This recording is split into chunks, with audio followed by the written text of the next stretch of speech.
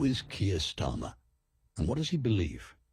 A man with no favorite song, no favorite book.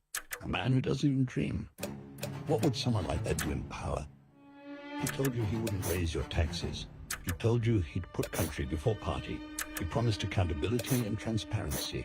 Well, he's been Prime Minister for over a year. And since then, Britain has suffered because he simply doesn't know what he's doing.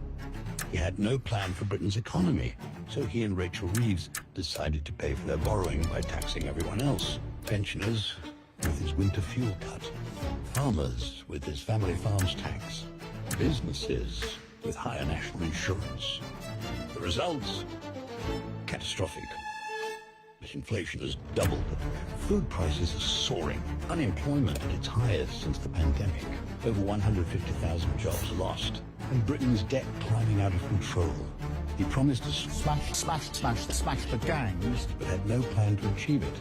Small boat arrivals are at record highs. And now he wants illegal immigrants moved in next door. To you.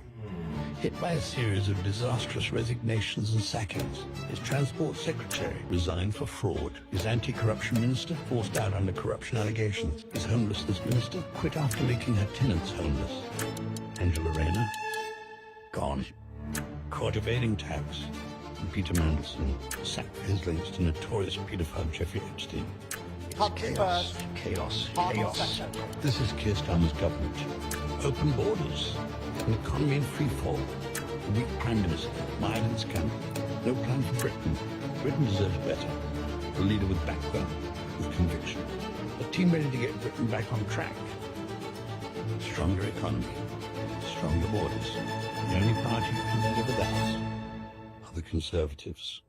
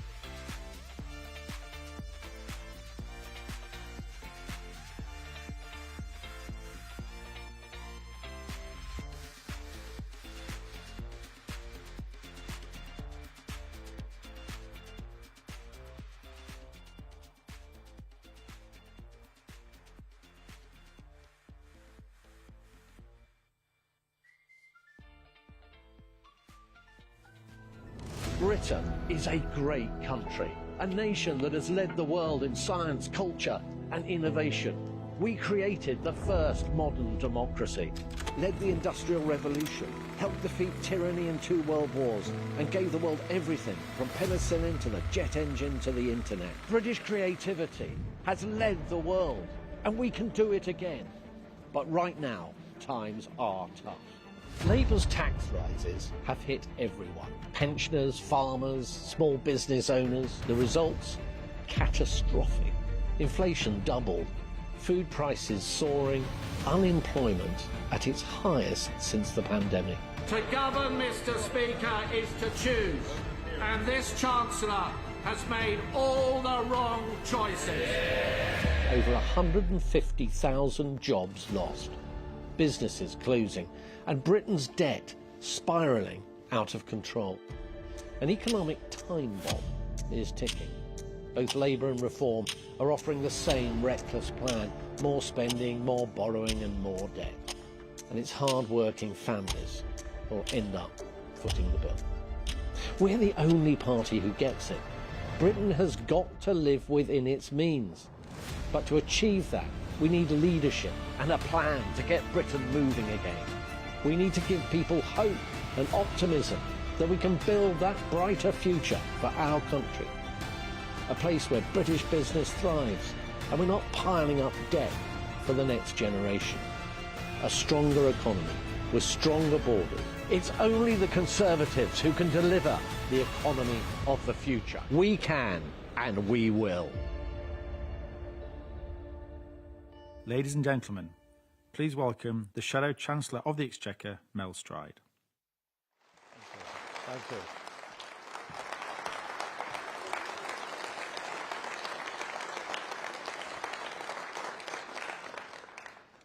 Ladies and gentlemen, I've just come back from another world, Silicon Valley. It really is a different world over there. The innovation, the dynamism, the constant yearning for faster, better, stronger. I visited technology companies at the very forefront of the revolution in artificial intelligence. Venture capitalists ploughing billions into bristling new things. Lower taxes, cheaper energy, and a people plugged in to making things happen. Right there, in that place, you could almost reach out and touch the future. I glimpsed everything, from driverless cars to humanoid robots, to AI, to advanced reasoning, to quantum computing, to simulated brains, to neuromorphic architectures. I know you don't know, I know. I didn't know what that meant either.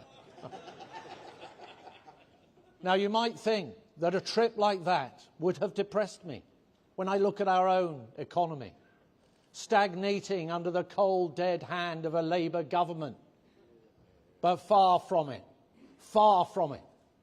It raised my spirits because it reinforced in me the sense of what is possible for our country. For ours is a great country of drive and ambition and creativity, of decency, of tradition and heritage. We made the modern world, and we can remake ourselves. For there is a path for us to a more prosperous future.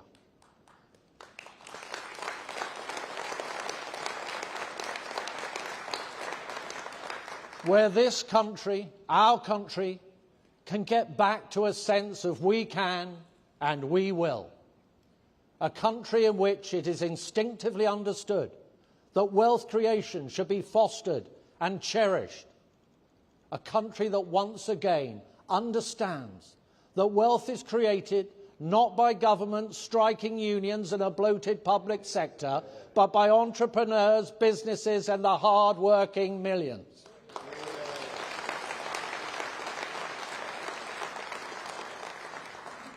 That the makers matter. And to business today, I say loud and clear, Labour may have given up on you, but this Conservative Party never ever will. We will always be there for business.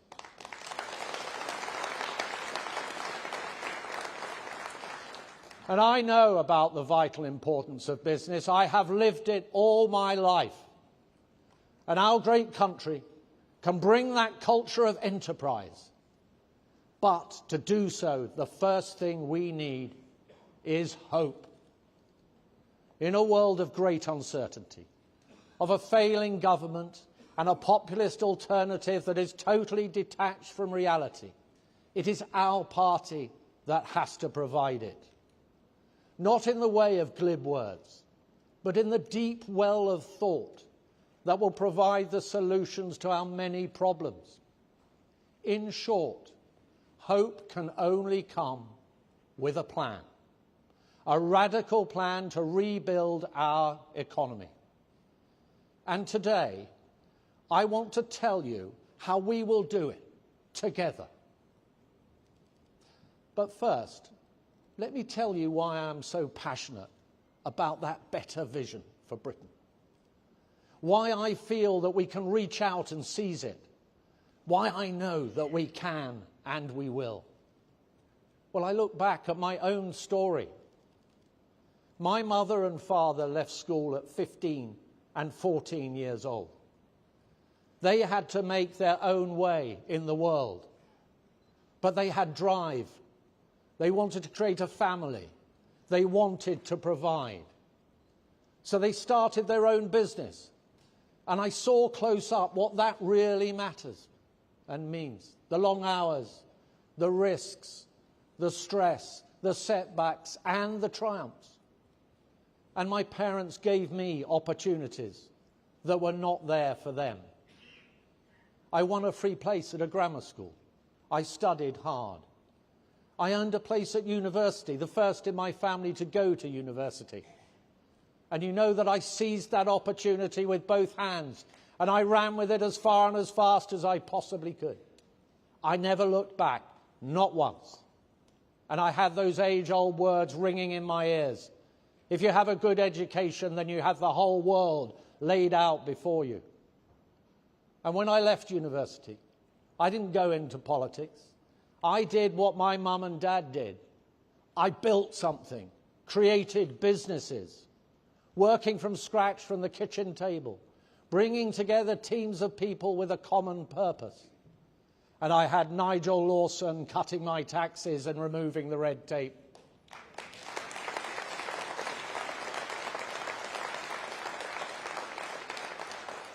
And the whole spirit of that time was one of enterprise and opportunity. And I have in my mind now that image of Margaret Thatcher and Richard Branson on that boat travelling down the Thames with a light playing on the water like an endless stream of opportunity. And later, I had in my hand a key to the first home that I owned. The foundation for the rest of my life.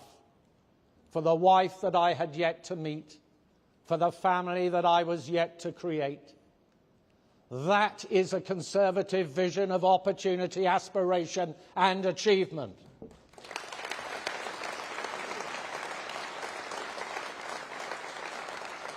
And that is what we are going to bring back. We can and we will.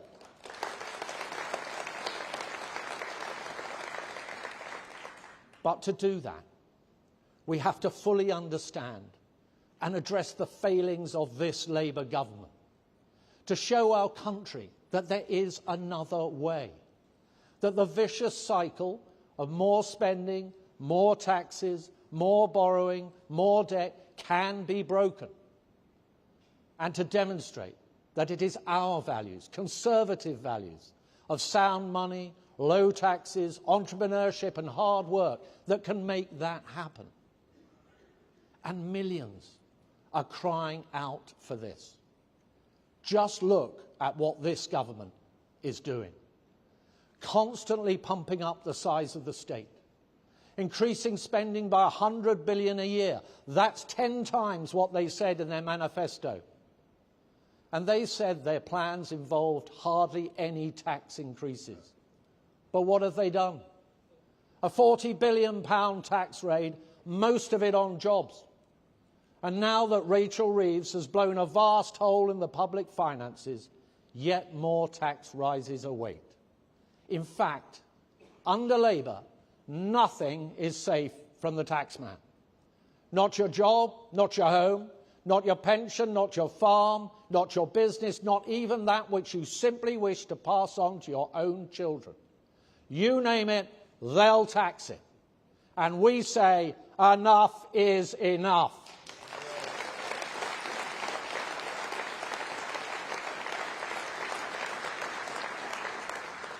And the real-world consequences of all of this? Unemployment is at the highest level since the pandemic.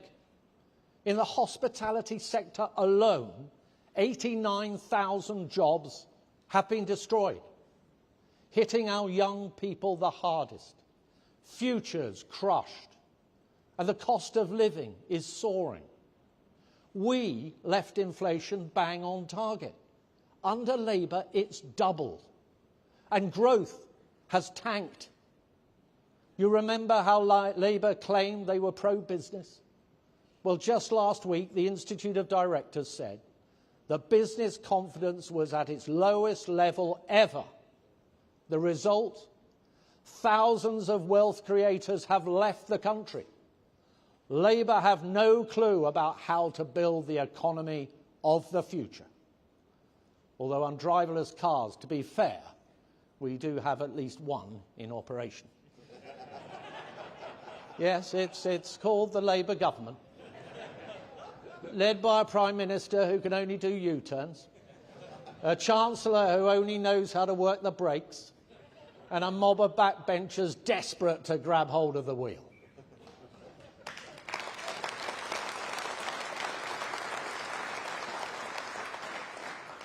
Now, of course, thanks to Labour, our national debt is getting bigger and bigger and bigger. Debt is set to rise every single year until it is the size of the entire economy. The interest bill this year alone amounts to £6,000 for every working household in the country. And Labour's profligacy means our borrowing costs are now higher than Greece. Lower growth and higher debt sees us weaker and increasingly vulnerable. That is not just irresponsible, it is dangerous. And look at reform. They are just as bad. Reform's manifesto promised tens of billions in unfunded commitments. They want to scrap the two-child benefit cap, spending billions more on welfare, and they want you to pay for it. We say that if you want to fund a large family, then that's great, but you should look to yourself to pay, not the state.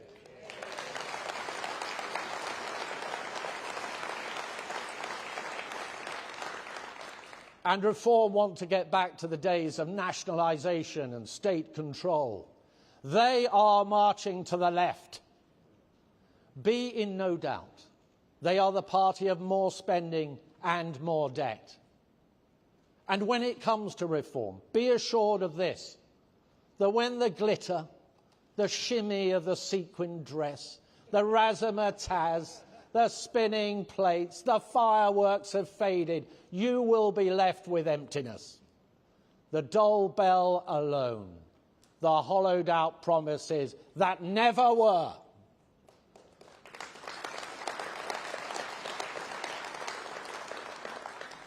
But Reform are being found out, and it is this Conservative Party that is holding them to account.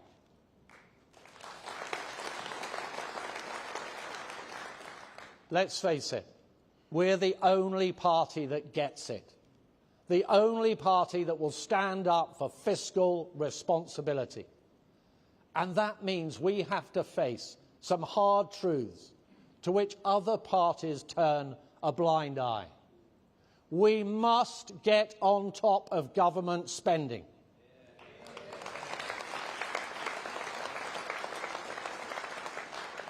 So where Labour have failed, we will bring down our spiralling welfare bill, completely overhaul our benefit system, and put an end once and for all to the human tragedy of millions being consigned to a life on benefits.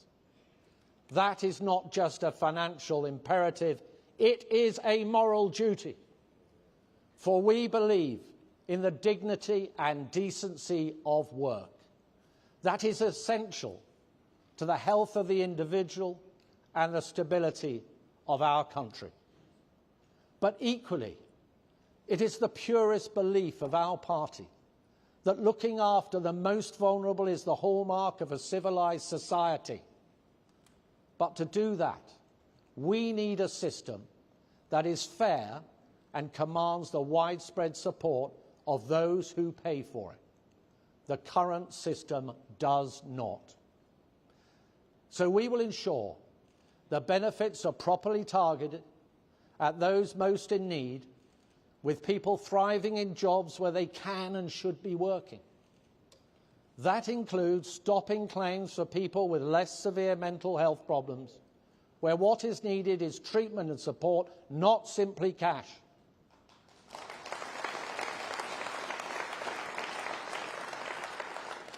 Because we know that the stability, pride and social interaction of work actually improves these conditions.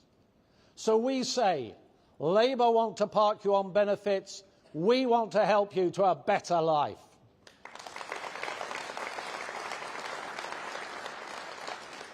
And a fairer system also means ensuring that only British citizens can access welfare, because citizenship should mean something.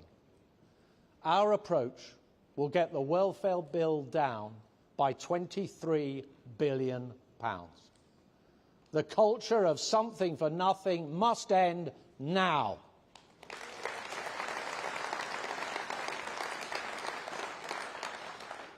Now, the civil service is too large. In 2016, there were 384,000 civil servants. Today, there are 517,000. We will bring the numbers back down, saving £1 in every 4. And we simply cannot justify higher taxes at home to pay for more spending abroad. So we will significantly reduce the overseas aid budget.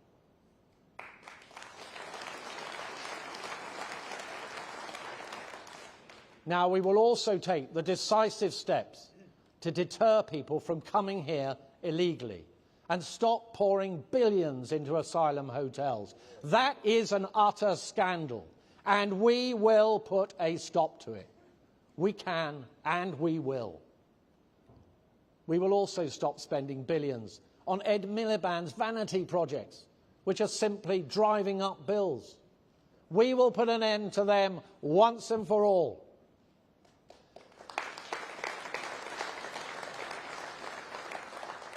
In total, the savings I am setting out today would reduce the size of government by almost £50 billion.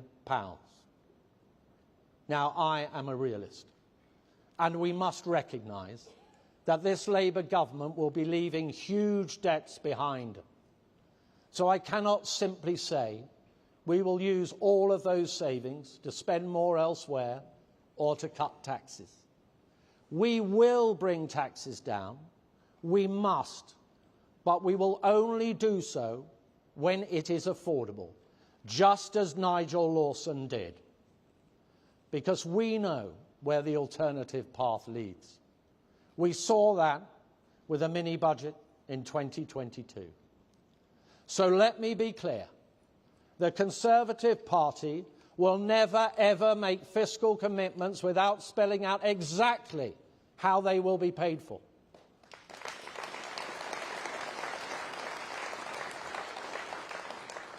We are and will always be the party of fiscal responsibility. Labour have trashed the finances, and it is only the Conservative Party, our Conservative Party, that can be trusted to fix them.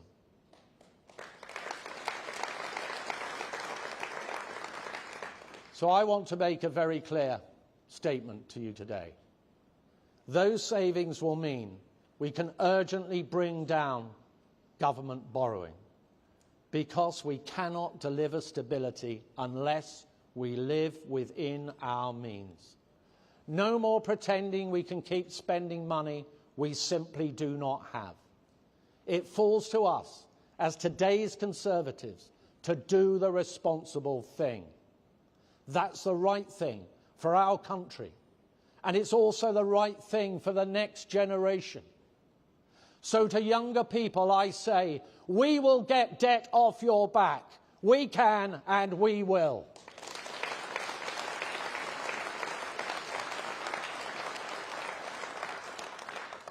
And I want to go further, to send an unequivocal message to those young people starting out in life. If you work hard and do the right thing, the Conservative Party is on your side. So we will reduce the benefits bill, and as a consequence, we will fund tax cuts that are laser-focused on aspiring young people. So we will introduce something called the First Job Bonus. When someone takes their first job, the first £5,000 they pay in national insurance won't go to the taxman. It will go towards a deposit on their first home, or it will go towards savings for their later life.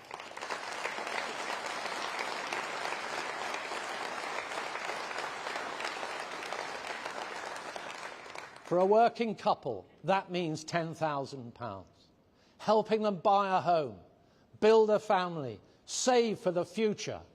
That is the Conservative dream, a dream that built my life. It is why I stand before you today, and I'll fight every single day to make sure that that dream is burning bright for younger people and for generations to come.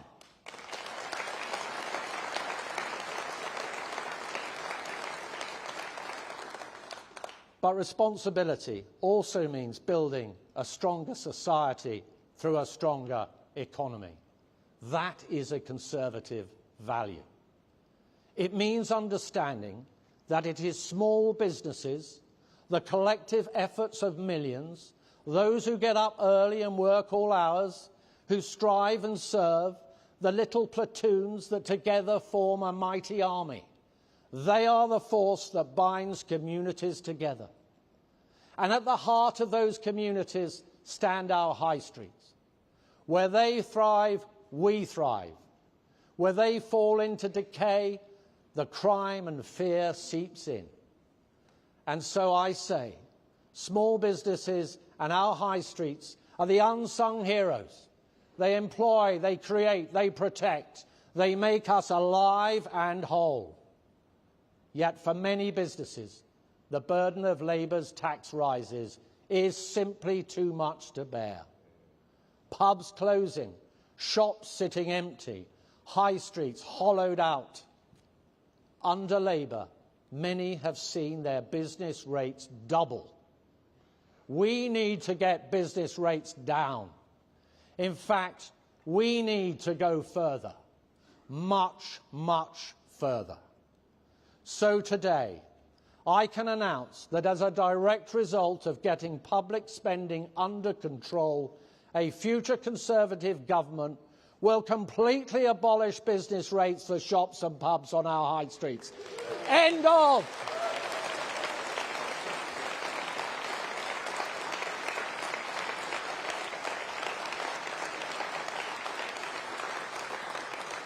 End of, finished, gone.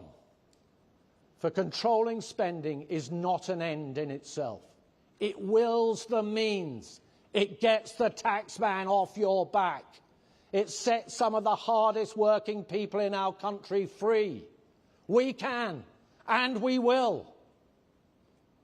So let there be no doubts. We are the only party of fiscal responsibility. We are the only party that understands the deep challenges that our great country faces. And we are the only party that will meet those challenges head on. Where Labour choose debt, we choose discipline. Where they choose welfare, we choose work. Where they choose stagnation, we choose aspiration. All they have to offer is pessimism, higher taxes, fewer jobs, lower growth, and a mountain of debt for the next generation. What we stand for is something far bigger and far greater than that. Conservative values, opportunity, aspiration, optimism. We are the party of hope. We are the party of the future. We can and we will.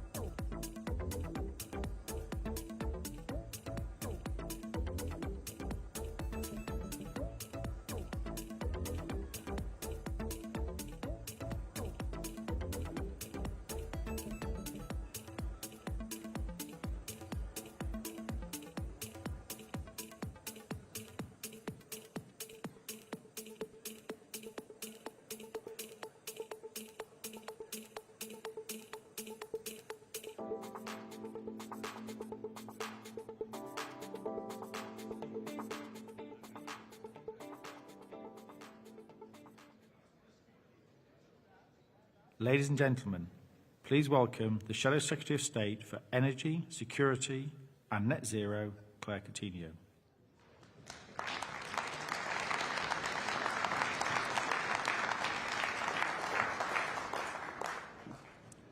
Thank you, Conference.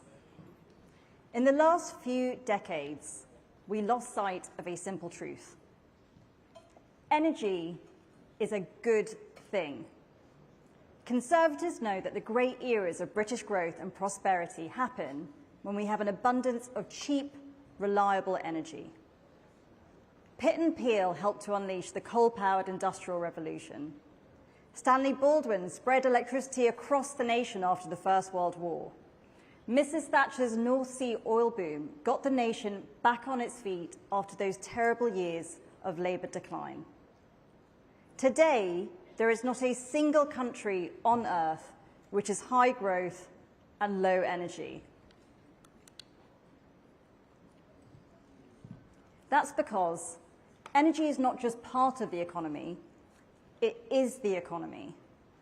It feeds into the costs of every business, every journey, every loaf of bread. That's why, right now, the cost of energy is one of the biggest problems that we have. It's a stealth tax that's making us all poorer, and it's killing our industry. Britain has the highest industrial electricity prices in the world, and that has consequences. British industries that use the most energy, like chemicals, glass and metals, are shutting down week by week. The fiberglass factory in Wigan, the refinery at Grangemouth, Vauxhall in Luton, the North Sea. We're losing thousands of jobs by the month. And we won't need any less fiberglass, less gas or fewer cars. We'll just import more from abroad, often from countries still powered by coal. Fewer jobs in Britain, unilateral economic disarmament for more carbon in the atmosphere. And this isn't just about the industries that we already have. The industries of the future need energy too, whether it's advanced manufacturing or AI. Whether it's a factory or a data center or a super lab, they will need cheap, reliable energy. And they'll go where they find it. It would be the first time in generations that we would no longer be at the forefront of a technological revolution and will be poorer because of it. Those businesses will be created, just not here in Britain. We won't have saved the planet. We'll have failed the next generation. And under Labour, this is about to get worse.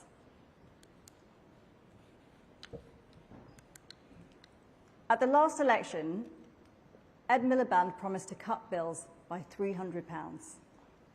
Keir Starmer promised it. Rachel Reeves promised it. Now, last week, Ed Miliband had some pretty choice words for Elon Musk about disinformation. So, Conference, we've got a return message for Ed Miliband. If you want to talk about disinformation, where's our flipping £300?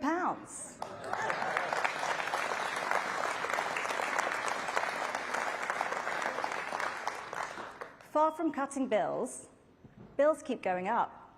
And every choice Ed has made is making it worse. Ed says that building more wind farms will cut bills, but he's signing up to prices that are the highest in a decade, well above the market price of electricity.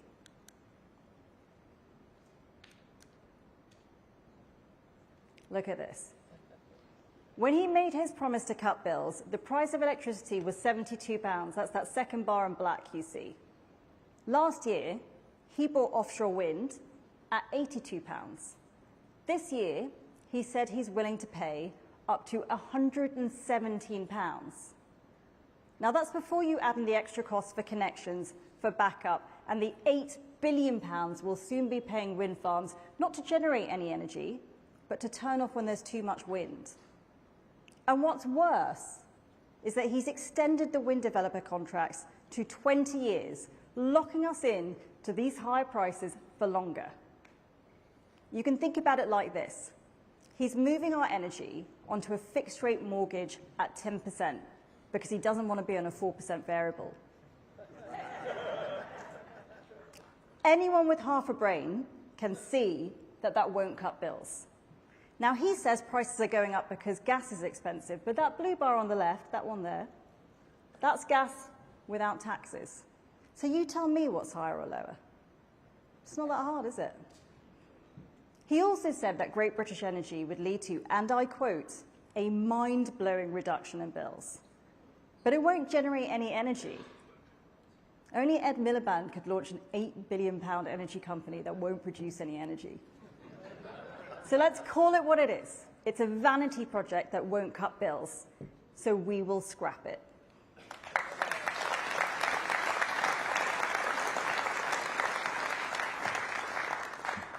I will give Ed credit for one thing, though. He's managed to do something which is quite difficult. He's managed to unite the trade unions, the Conservative Party, the voters, and Keir Starmer. How? Because they all want the same thing. It turns out they all want him sacked.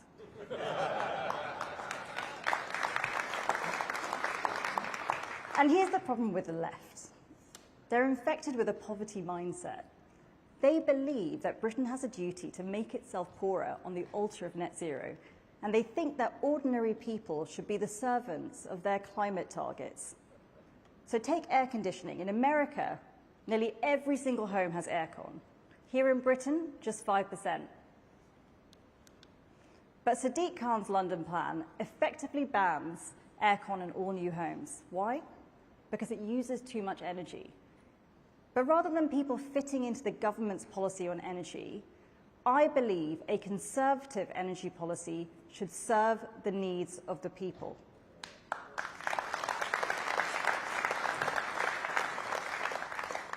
Take the North Sea. Ed Miliband's plan to ban new drilling would make us the only country in the world shutting down our own energy supplies.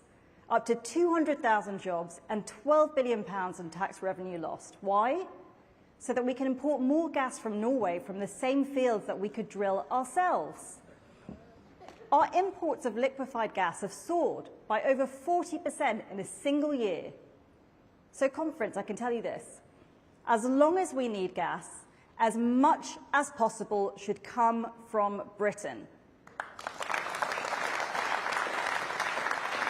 That's why we will scrap Ed's mad ban on new oil and gas licenses, we will reverse the energy profits levy, and we will back the North Sea. We'll remember what has been forgotten for too long. Energy is prosperity. Now, we have to be honest that the poverty mindset has become inseparable from our climate legislation. We shouldn't have let it sit on the statute book for so long. I wasn't in Parliament in 2019 when the 2050 net zero target was set, but I'll tell you who was, Kemi Badenoch. She was one of only 2 people in that entire debate who had the courage to speak up and ask about the costs. When I came in as Energy Secretary, I started a reset to unpick some of what we got wrong in the face of huge opposition. And I started that reset because whilst we've halved our emissions, China has been doing this. Global emissions are rising much, much faster than we can cut them here. When something clearly isn't working, we Conservatives should have the courage to tell the truth and say so.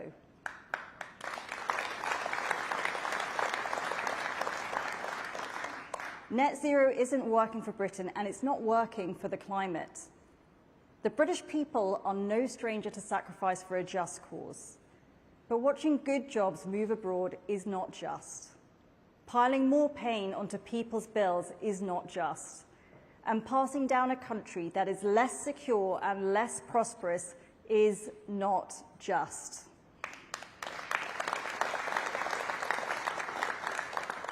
For too many people, net zero has become a religion, and for too long, we were an unthinking part of the congregation. And here's the problem with the legislation. We know it's not working for climate change, but it's also forcing ministers to make decisions that make people poorer. Ed Miliband's 2008 Climate Change Act sets legally binding targets. Every 5 years, targets are drawn up that dictate what products people must buy and when and in what quantities a decade into the future. Conference, we had a name for that back in the 70s. It's central planning. And if all of our industry shut tomorrow and we replace those goods with imports, that would be a win for climate targets, but a disaster for Britain. If people don't want a heat pump, the Act requires you to tax or ban them into it. We're burning wood shipped here from America to produce electricity at 3 times the cost and 4 times the pollution levels of our last coal plant. Why? Because it doesn't count towards our climate targets. Those ridiculous prices I just showed you for offshore wind, why would we have to buy any at these prices? You guessed it, our climate targets. And here's the truth. Whether it was EU directives or the Climate Change Committee or the courts who rule on activist cases, none of them are accountable to the people who lose their jobs or have to pay their energy bills or who need to keep the lights on. We handed too much control to people who pay no price for being wrong, and that was a profound mistake.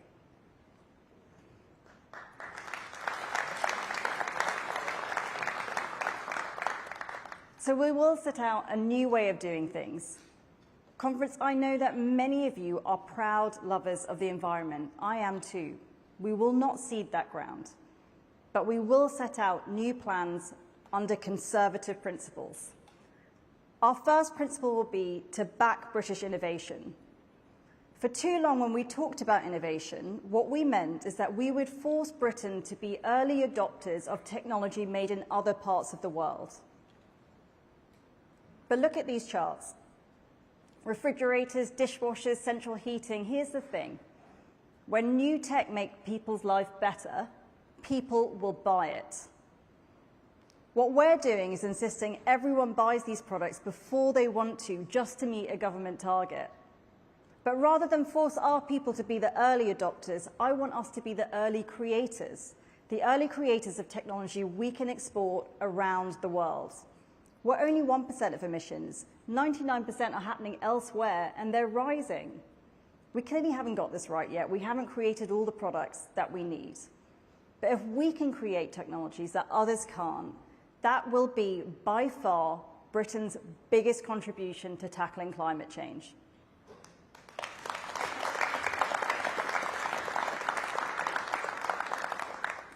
Our second principle will be to protect nature. For centuries, environmentalism was the domain of ordinary people, people who were rooted in a sense of place and a love of home. They wanted to protect and cherish the world around them. Roger Scruton called this the small-scale wisdom of the human heart. But nature is not net zero, and in fact, some of the time, it pulls in the opposite direction. I can think of no better image than this: the Amazon rainforest being carved up to build a motorway to the latest climate conference in Brazil. But what's worrying is that's not so dissimilar to what we're pursuing here. On the left, that tiny dot is the land needed for a nuclear power plant. Underneath is what's needed to get the same amount of energy from wind and solar, because wind and solar use up to 3,000 times more land. To generate the same amount of power as a nuclear power station, you would need a wind farm the size of the New Forest or a solar farm the size of the Isle of Wight. On a small island like ours, when every inch of countryside is precious, that matters. So instead of carpeting the countryside in wind and solar farms, we will make it easier and cheaper to build dense, reliable, secure, clean nuclear energy.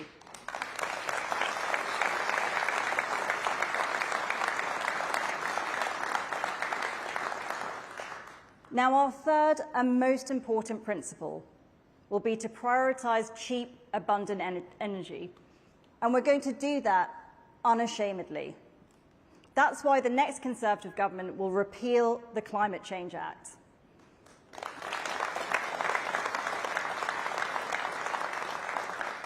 If a law is not working in the national interest, it's not just possible for us to change it, it's our duty to do so. All it takes is courage. Increasing the cost of electricity is the worst possible climate policy too. If you want people to use electric cars, here's a revolutionary idea: make electricity cheap. If you want people to use electric heating, make electricity cheap. If you want to build data centers to cut bills, to reduce poverty and drive growth, make electricity cheap.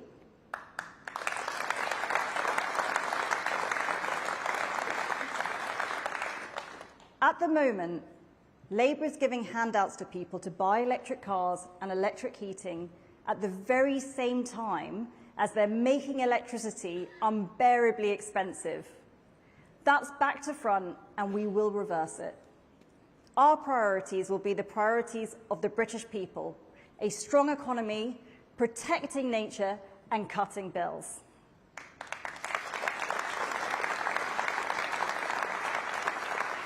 So, conference, today I can announce the first policies from our cheap power plan. First up, the next Conservative government will axe the carbon tax on electricity generation.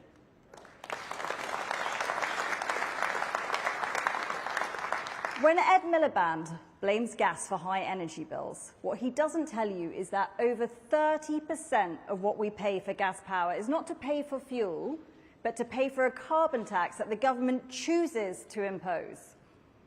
Now, we know that we'll need gas to keep the lights on for decades, so it just adds extra costs to our bills for no reason. And here's the rub.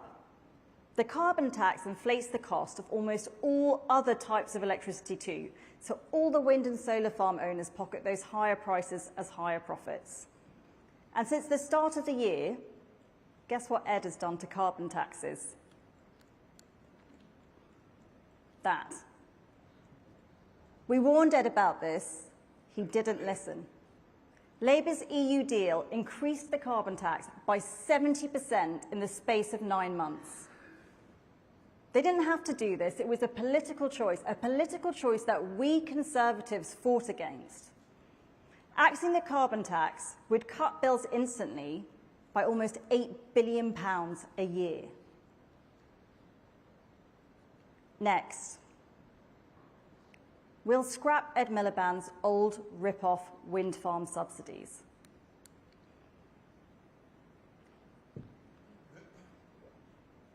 Back in 2008, Ed Miliband, in his infinite wisdom, chose to double the subsidies on offer for wind farms. That means when the wind blows, there are wind farms getting up to 3 times the market price of electricity, and you're paying for that through your bills. It's the biggest racket going.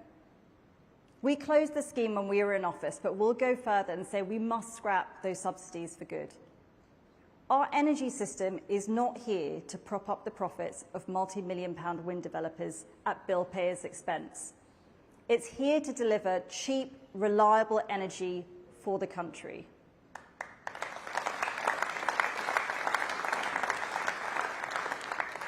Together, our policies to axe the carbon tax and scrap Ed's rip-off wind subsidies would cut people's electricity bills by 20%.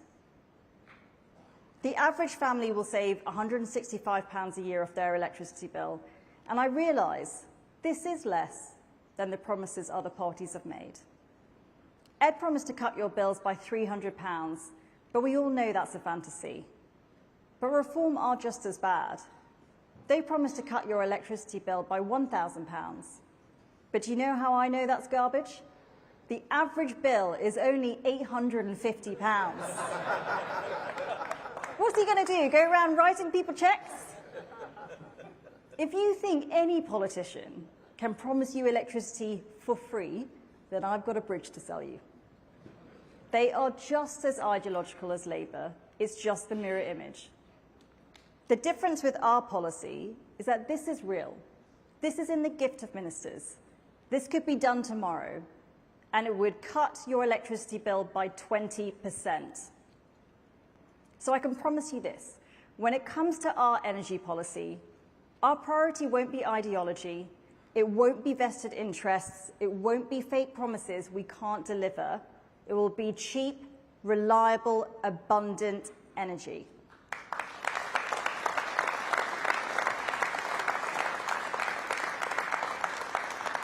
Now, conference. Being in opposition can be tough.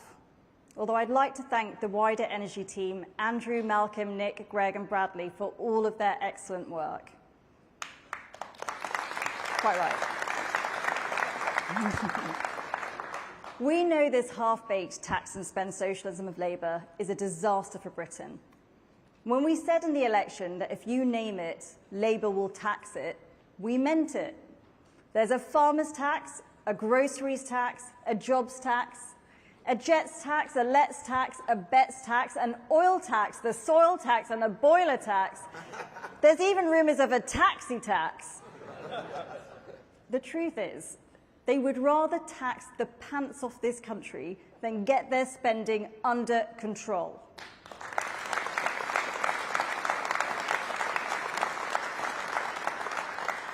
And it reveals a fundamental belief. If you try to do well for yourself, get a good job, pay for your child's education, buy a house, start a successful business, they don't celebrate you. They sneer at you. They want to redistribute away your success. They talk about poverty like they care, but their policies are making energy, food, childcare and housing more expensive. And their answer is always more redistribution, rather than confronting the truth that this government is choosing to raise the cost of almost every basic good. Now, Reform, I'm afraid to say, have the economic policies of Jeremy Corbyn. They're promising nationalisations we can't afford, more tax for more welfare, more spending, which means more borrowing, which means more debt for our children. If government is here to serve the liberties of the people, that means allowing them to keep more of the money that they earn. Now, conference, we know growth is the biggest challenge that we face, but growth is not created by government subsidies. It's created by millions of people. And I worry that our system as it stands is teaching people to be less capable than they are. We can't survive if our culture becomes a competition of victimhood. The risk is people start to ask themselves, not what can I do, but why bother at all? Every person who takes some more hours, comes up with bright ideas, takes risks, saves and invests in their future and their family's future. Personal agency, the sense that you can take control of your life and reap the rewards of your efforts, that's the real engine of growth. Everything we do as a party will be in their interests. And we will start by giving them cheaper energy. Thank you.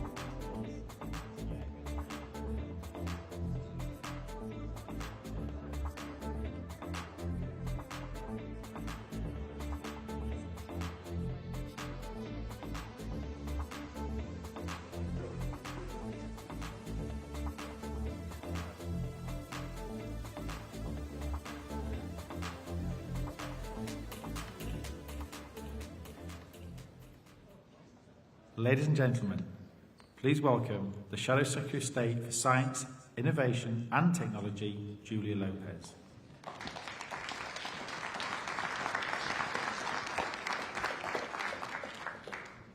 Good morning, everybody, and a very warm welcome to our Big Tech on Trial debate, where we ask the big questions of the Online Safety Act. Is it protecting kids, or is it simply policing speech? I'm Julia Lopez, our party's Shadow Technology Secretary, leading a brilliant Conservative team of Ben Spencer, Peter Fortune, Paul Holmes, Lord Markham and Viscount Camrose, all of whom are getting stuck into the Labour government on your behalf, from their failures on life sciences to Keir Starmer's socialist dream of a mandatory national ID. Today we wanted to bring you, Conservative members, right into the heart of the conversation that we need to have about technology and the rapid ways in which it's changing our country. How do we strike the right balance between freedom and safety? As the pace of tech quickens, thorny questions like that will only get thornier. But luckily, we have 4 fantastic centre-right speakers on hand today to help us thrash them out. Lord Young, founder of the Free Speech Union with a long history of tweeting dangerously. Andrew Orlovsky, he's the business columnist at the Daily Telegraph who wants to bust the big tech cartel. Matthew Lesh, IEA Policy Fellow and long-time critic of the Online Safety Act. He reckons he's been viciously vindicated by how it's panned out. And finally, Paul Scully, brilliant former MP colleague and tech minister who took the Act through Parliament but reckons it's Labour's dodgy implementation that's the issue. Before we dive in, I want you to know this isn't just a debate to sit back and watch. You get to have your say at the end by voting live on Slido, so please keep your phones ready. Now let's set the scene. The internet emerges like a pioneer society, and at first it feels like a frontier of endless opportunity as ideas spread and people connect. But just like any community without rules and boundaries, it also illuminates some of our very worst instincts. Abuse, exploitation, and disinformation follow. The effect is poisonous, especially for our children. Governments across the world are now scrambling to put the genie back in the bottle, but regulating technology is a minefield. How do you protect children without silencing free expression? How to impose rules on companies that are larger than most nations? How to enforce those rules in a borderless digital world? The UK's attempt is the Online Safety Act. Its mission is to make big tech accountable for what happens on their platforms, with the strongest focus on protecting children from filth and predation. But the story's been messy, and the new law is long and complex. It could have been even more so, but people like Kemi argued in 2022 for the stripping out of legal but harmful provisions that had major implications for free speech. The final act now focuses on illegal content and on child safety, but the question remains, did we get it right? Is this act a shield that protects children, or a blunt tool that risks policing speech? Now here's how the debate will work. We have 2 teams of 2 speakers, one arguing that the Act is necessary protection, the other that it risks dangerous overreach. Each speaker gets 3 minutes to make their case, short, sharp arguments only. Otherwise, I shall be encouraging you as the audience to start heckling. Then it's over to you, all out there in the darkness. You'll cast your verdicts live on Slido, and you get to decide where the balance lies. Think of this as a digital courtroom drama. Big tech is in the dock, the Online Safety Act is Exhibit A, and you out there are the jury. Now let's ask our first speaker, Lord Young, to set out his doubts about the Online Safety Act. Lord Young, please. Thank you, Julia. So I wanted to make 3 points in support of the view that the Online Safety Act is more about policing speech than protecting kids. The first is in connection with the way in which age verification has been implemented by the big social media companies. Age verification means that unless you can verify you're 18, some content is unavailable to you. And we saw within the first few days of this new obligation coming into force that kids were being protected from right-wing content, but not left-wing content. So a speech by Katie Lamb in the House of Commons about the grooming gangs was age-gated.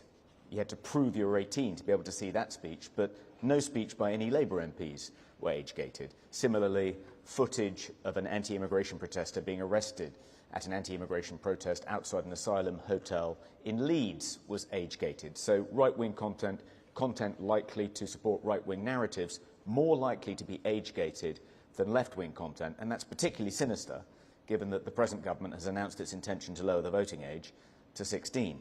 Another example, some of the most important free speech safeguards in the Online Safety Act, which Julia and Paul were made sure were included, such as additional protections for journalistic content and content of democratic importance. So before removing that content, social media companies, online providers would have to jump through more hoops. Those haven't been implemented yet. So those safeguards, those free speech safeguards, just haven't been put in place. They're still in abeyance. And finally, Ofcom is planning to force online providers to remove legal but harmful content, even though, as Julia said, that clause was removed from the bill as it went through Parliament. So Ofcom has said it's consulting about imposing additional safety measures. That means forcing social media platforms to remove legal but harmful content, as well as protecting you just from online misogyny, not content that's unlawful, but is supposedly misogynistic. So that safeguard too, I'm afraid, is being ignored. Lord Young, thank you so much. We're now going to turn to the other side, and Andrew Orlowski. Thank you so much for your thoughtful contribution, Lord Young. Andrew, please tell us why you disagree with Lord Young. Yes, thank you for having me, Julia. I'm here because this is the most aggressive interference in the domestic policy of a sovereign state since the day in 2016 when Obama came to Britain and told us we'd be at the back of the queue if we dared assert independence and sovereignty. I don't think there's enormous pressure from Washington, parts of Washington, to delete this bill and remove our ability to police the internet, to protect children the way we think fit. I was actually just down the road in 2016, I was at an 80th birthday party at a large social club. And Obama said, look, you're going to be at the back of the queue if you dare do this. This is a very apolitical selection of working class Methodists. And when they saw Mr. Cameron and Mr. Osborne smirking behind Obama, I knew their political careers are over. The fury in that room was quite something. There are two strange things about this piece of legislation. One is that it's by far the most popular that the last Conservative government implemented. It has 75% support amongst parents. Support has actually gone up since age verification came in. Only 5% want to abolish it. Now, this is not the first time that Westminster, my people in the media, have completely out of touch with the country. 19 out of 20 people in the country do not want this abolished. Yet in April, the business secretary said they would throw it into the trade negotiations and everything was up for grabs. I think that would be a backward step for two reasons. For the last 25 years, we've conducted a kind of experiment where we give one sector of the economy freedom from liability. And the result has been kind of exactly what you would happen when you expect a group of people to police themselves. It's been bad. They've replaced open markets with extremely lucrative black boxes. And it's been extremely harmful for children who are exposed to all kinds of material. There's been a rapid deterioration in mental health. There's a lawsuit going on where ChatGPT persuaded a 16-year-old in California to kill themselves. They told them it was the noble thing to do. And they even advised how long the rope should be. So the Online Safety Act is a very imperfect first step and historic first step to try and address this imbalance of power. I have teenagers. There is no site which is safe from predators because they don't want to do it. And hark back to 2017. The government's Green Paper said, we don't really want to legislate at all. Please self-regulate, and of course they didn't. Over 90% of child pornography is generated by teenagers themselves, almost always in response to a predator. And yet there is no social network where children, like my children, can be assured that the person they're talking to is probably not a paedophile. That is a market failure. So the resulting act is very baroque, it's complex. I'm a member of the Free Speech Union. I think it's the most important organisation in Britain today. And when 30 people are being arrested for hurty words on Twitter, there are so many. That I've got friends who are being debanked. There are so many issues in free speech that I'm not saying we should ignore this one, but this probably isn't the greatest. Andrew, if you could wrap up, please. Yes. If you want a clue of what's really happening under the surface of the Act, I urge you to look at a lawsuit that's been filed against Ofcom on behalf of a site called 4chan, which specialises in gore. There are rape boards there that are very popular. And the language is incredible. It says, no country in the world should be able to inhibit any technology company from doing what it wants. We spent years extricating ourselves from Brussels.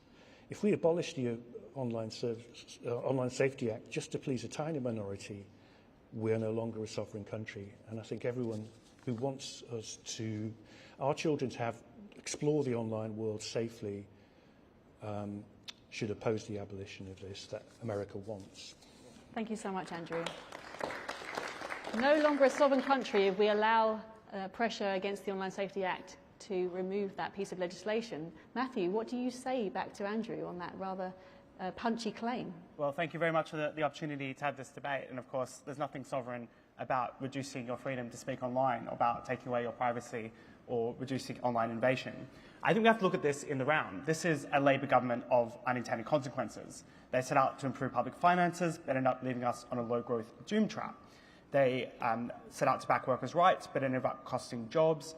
They set out to shield children from online harm, but have ended up putting them in more danger. The Online Safety Act has been nothing short of a disaster, not only for free speech and your privacy, but for the very people it's meant to protect, the very people Andrew wants to protect. From the introduction of age verification rules, we saw a huge increase in VPN usage. 1,400% has been discussed. That means children are now being pushed to darker corners of the internet, less regulated platforms, away from moderated places. On the subject of adult sites, we've seen traffic to adult sites that have complied with the laws go down significantly, whilst non-compliant sites have doubled or even tripled. The simple fact is the law is not working. It is having unintended consequences for little to no benefit. For those who do follow the law, of course, your privacy is at risk, because we're now seeing that there's concern about some of the age verification tools not actually shielding people's identities. So in the not too distant future, we could be seeing big data leaks and blackmail attempts. And then, of course, that's before we even get to all the free speech issues we've seen from the Act, where, of course, platforms like X are being forced to censor material by default.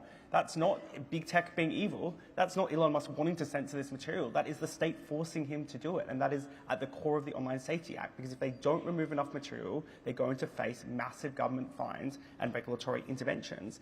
And that, of course, includes conservative material, includes Katie Lamb's speech about the failure to confront rape gangs, which was suppressed from view, as well as videos of protests outside asylum hotels. Perhaps adding irony to insult, even content critical of the Act itself has been censored. And at the same time, we've seen many websites block access for UK users. Wikipedia is worried that because of some of the requirements in the Act, they could soon similarly be forced to pull out of the UK. This is not the UK's, whether or not it's the UK's sovereign right to regulate. Of course, there is a sovereign right to regulate. The question is this regulation right? And the answer, quite frankly, is no.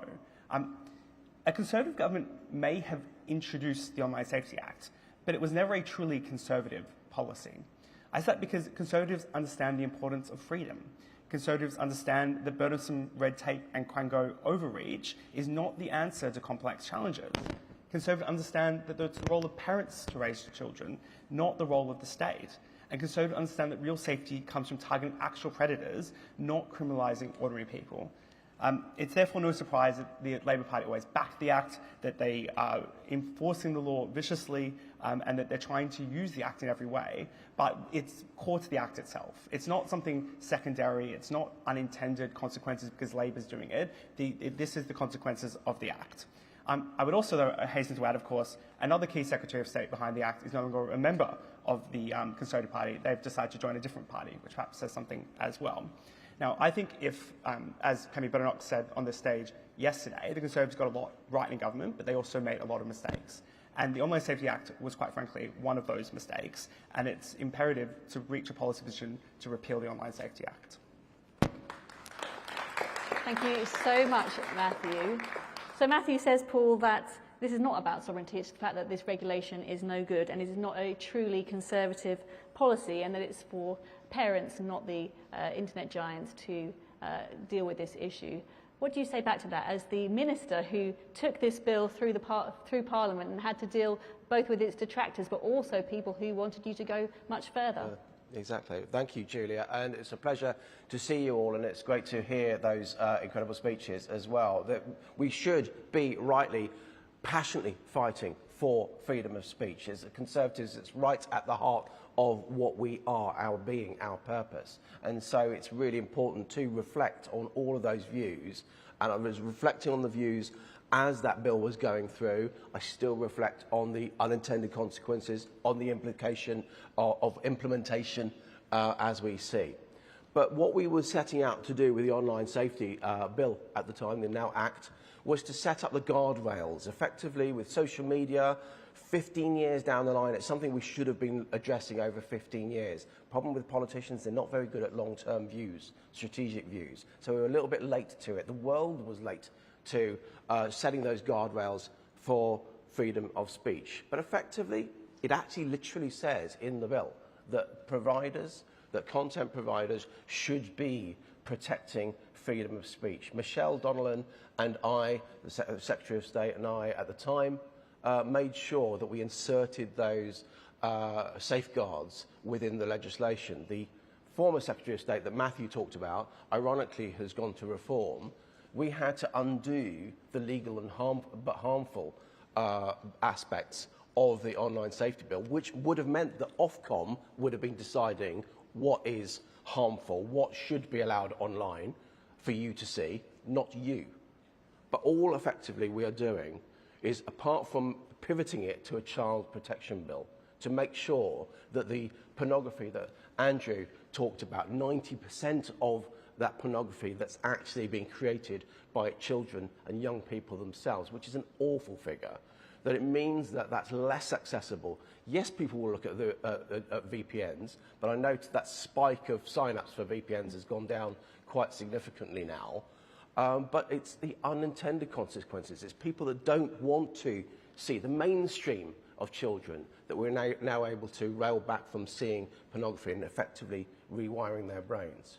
But effectively, in terms of freedom of speech, what we've done to protect freedom of speech for adults is having a three-pronged approach. First of all, if it's illegal offline, it's illegal online.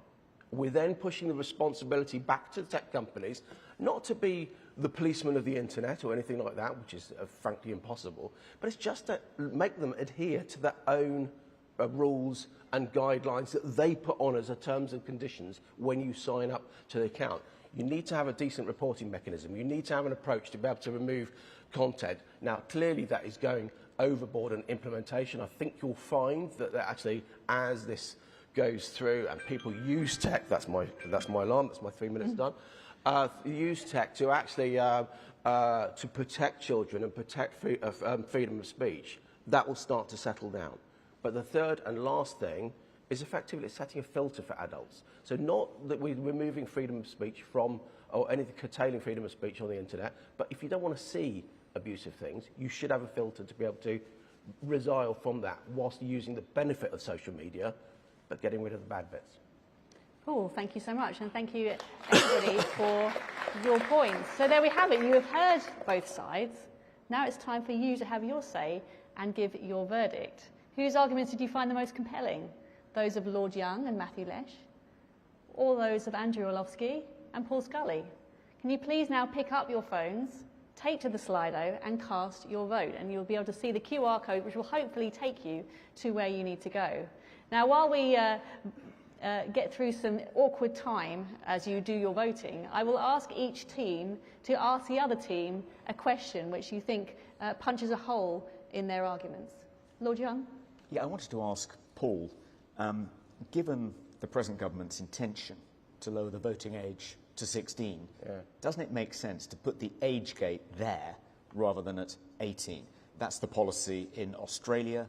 They're banning social media use for under 16-year-olds. It's the policy that the Conservative group in the Lords is hoping to introduce into the Children's Wellbeing in Schools Bill to ban the use of phones by children under the age of 16 in schools. Isn't that where the age gate should be, not at 18? How can 16 and 17-year-olds be expected to make informed decisions at the ballot box if there are reams of content on social media that Ofcom has judged unsuitable for them to see? I have a lot of sympathy with that, because I wouldn't have lowered the voting age. It was 18 was has been a gateway into adulthood for decades, for hundreds of years. So I don't think it's appropriate to be reducing it. But if that's going to be the new accepted age for responsibility in adulthood, then I'm very sympathetic to that point, absolutely. And you should be banning phones from schools, by the way, absolutely should be. At the end of the day, it's the hardware as much as anything, the use of phones in schools, which is causing the creation of pornography that Andrew was talking about. It's that peer pressure in schools that's part of the driveway for a lot of the abuse that we see on social media. Andrew and Paul, do you have a question for Lord Young? Yeah, Matthew? one, I'm neither Toby or Matthew. We've seen a lot about other parties wanting to just scrap the bill in its entirety. I think you've argued, Toby in particular argued about the fact it's a problem with implementation. What would you want to see in its place? If you were going to scrap the bill, if that's what you're advocating, what would you do to protect children and Matthew? Well, that's probably to me. I think there's two parts to it. One is ensuring that the law enforcement system is properly resourced, not to go after people's speech online, but to go after actual predators. I think that's something the police struggle with. But we know that there are thousands and thousands of reports, for example, about child exploitation material. It's very hard to investigate those. It requires a lot of resources, a lot of dedicated effort to go after the individuals who are causing the harm to children. I think secondarily to that, we have to be very careful about creating a false sense of security here with the Online Safety Act. I think a lot of it actually does, unfortunately, come back to the very high graft of good educational resources, of digital literacy, of ensuring parents understand that they can't just rely on the Online Safety Act to know that their kids are safe. I don't think the kids are going to be safe today because the Online Safety Act is still important to keep an eye on what your kids are doing online and to tell them to be careful about who they speak to and do just like we do in the physical world, that there can be dangers online. So I think it's about that literacy piece more than anything else, rather than taking... I would also say, by the way, that for all Andrew's hatred of big tech are the ones who have platforms that are have the most and devices, I should say, that have the most extensive child safety tools. So it's about ensuring that parents also use those child safety tools that do exist. Julia, can I make one point, actually? You can, although the results are in. Well, because when we put the bill through, Lucy Powell at the time was saying that she wanted to go further, have an online safety bill too. I knew by legislating that would mean that actually she won't have time to do that for years to come. But make no mistake, if we didn't legislate, it would have been far worse. And we have to be vigilant. This is why we need Conservatives in government implementing the bill, improving the bill. It's not perfect. It's the first start. We need us back to do this properly. An excellent way to wrap up the debate. So the results are in, everybody. And congratulations to Lord Young and Matthew Lesh. Your prize is the smug satisfaction of victory and a glass of warm white wine in the dirty hours of this morning at the Midland Bar. Thank you so much to our speakers for participating, and for you, the audience, for already getting stuck in. Thank you to everybody who's already submitted papers to the policy review. We are working through them all, and if you're a Conservative involved in tech and the science world, or even just an armchair policy guru with bold ideas, please keep your ideas coming. I'm Julia Lopez, and a big round of applause, please, for Lord Young, Andrew Orlowski, Matthew Lesh and Paul Scully. Enjoy the rest of the conference, everybody, and have a wonderful day.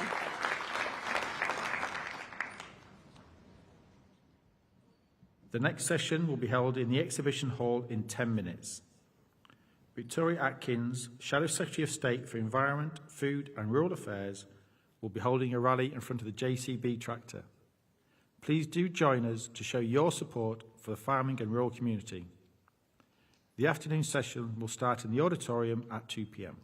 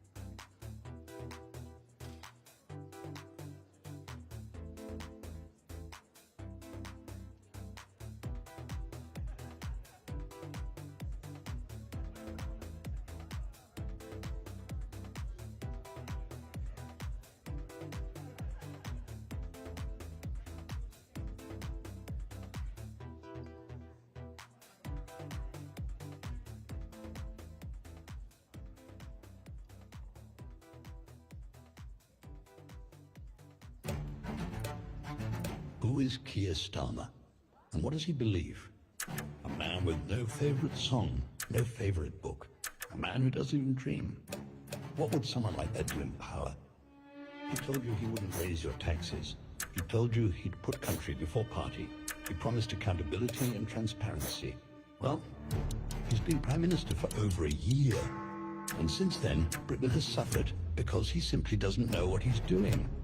He had no plan for Britain's economy, so he and Rachel Reeves decided to pay for their borrowing by taxing everyone else. Pensioners with his winter fuel cut, farmers with his family farms tax, businesses with higher national insurance.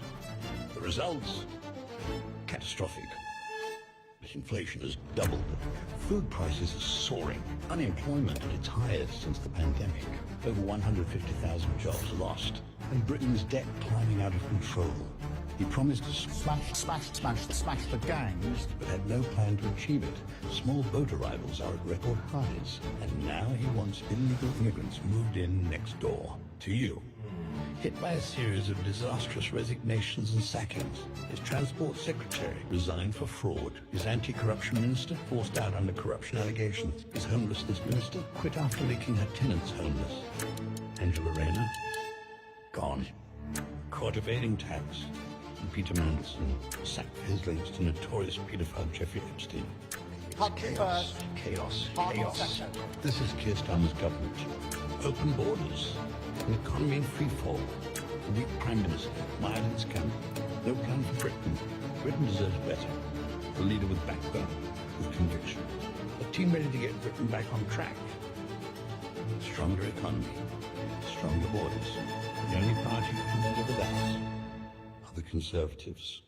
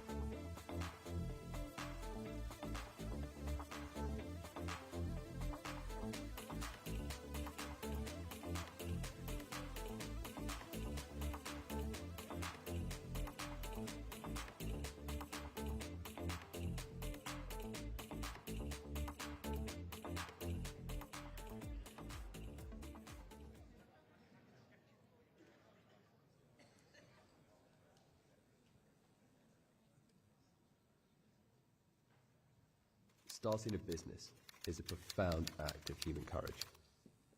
The triumph of optimism over inertia. But not enough politicians in Westminster understand that.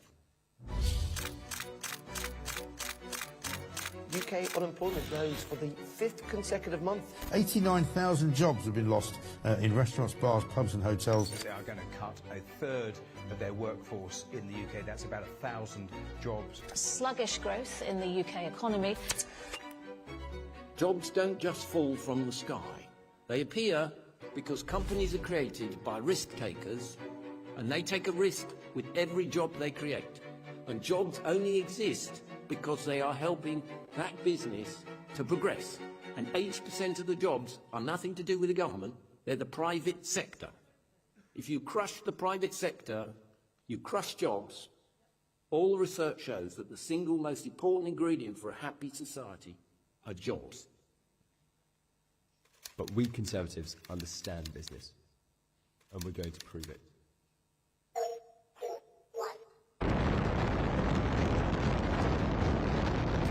We know business is about embracing risk, knowing that there are no guarantees, no bailouts, and no one is coming to the rescue. But when entrepreneurs succeed, they create the wealth that funds our public services. So we will always take the side of business. We will listen to them. We won't just promise to cut the red tape blocking their success. We will take a chainsaw to it. We will show them our plan to make Britain the best place in the world to start a business. We back the millions of entrepreneurs and businesses who create wealth and jobs across this country. We will be unafraid to talk about the need for business. The Conservatives will always celebrate Britain's risk takers. Ladies and gentlemen, please welcome the Shadow Secretary of State for Business and Trade, Andrew Griffiths.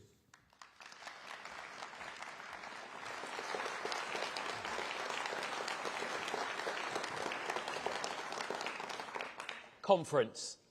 Business builds Britain. It's business that takes ideas and turns them into reality, takes jobs and turns them into livelihoods. And it's business that pays the nation's bills.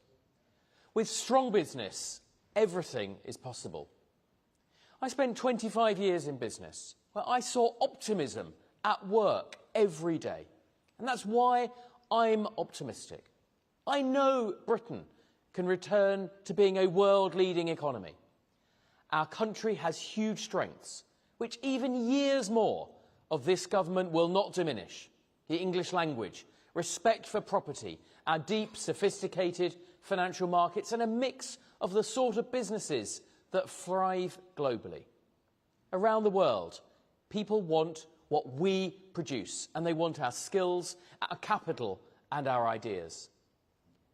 Thanks to the last Conservative government, we have an independent trade policy, which allows us to sell not just to Europe, but to our long-standing allies and most of the fastest-growing economies on the planet. Compare that distinguished record on trade to the press release politics we've seen over the last year. The Prime Minister told us in May his US deal was signed, sealed and delivered, yet tariffs remain. He told us he had a deal for pharmaceuticals, but it never materialised, and our drug companies are leaving. He told us he finally understood Brexit, and then went running back to Brussels to let them dictate our rules, killing our flexibility for future deals. It's clear that Labour and the other parties simply don't understand business. How could they? Unlike our party, their ranks are full of professional politicians, trade unionists and the public sector.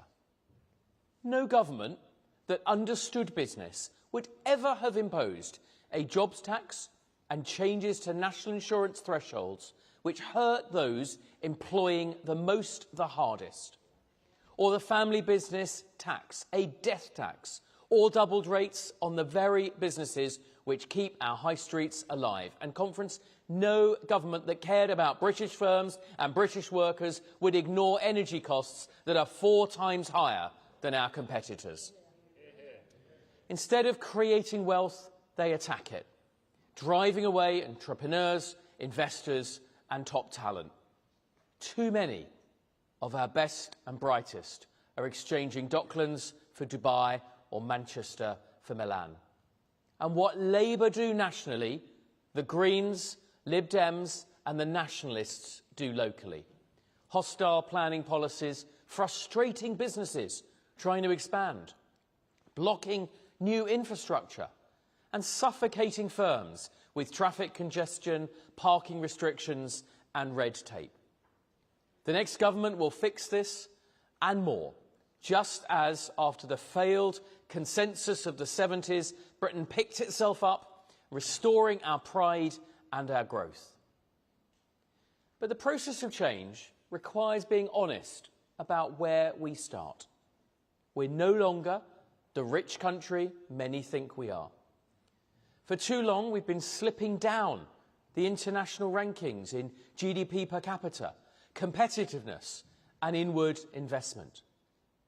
Under Labour, Britain is competing in the veterans' race, comparing ourselves to the other slow-growing G7, when the real competition are those younger, fitter economies who are overtaking us.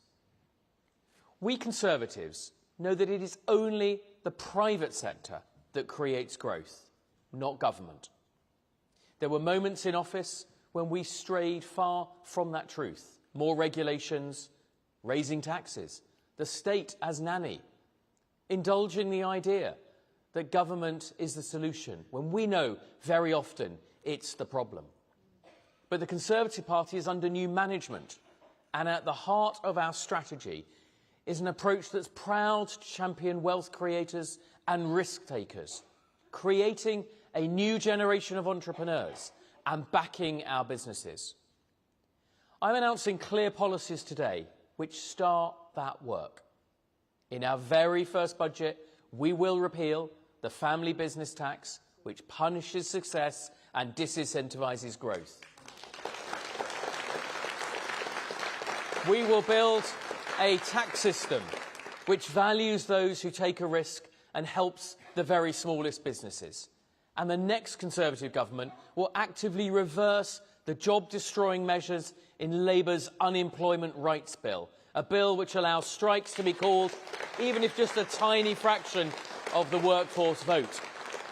A bill which will destroy job opportunities for young people while topping up Labour's political fund without workers ever being given the choice. And the opposition to this terrible bill in Parliament has been led by your shadow Conservative business team, David Hart and Andrew Sharp in the House of Lords, my shadow ministers Harriet Baldwin, Gareth Davis and my PPS Ali Griffiths in the Commons. Not by any other party, but by the Conservative Party.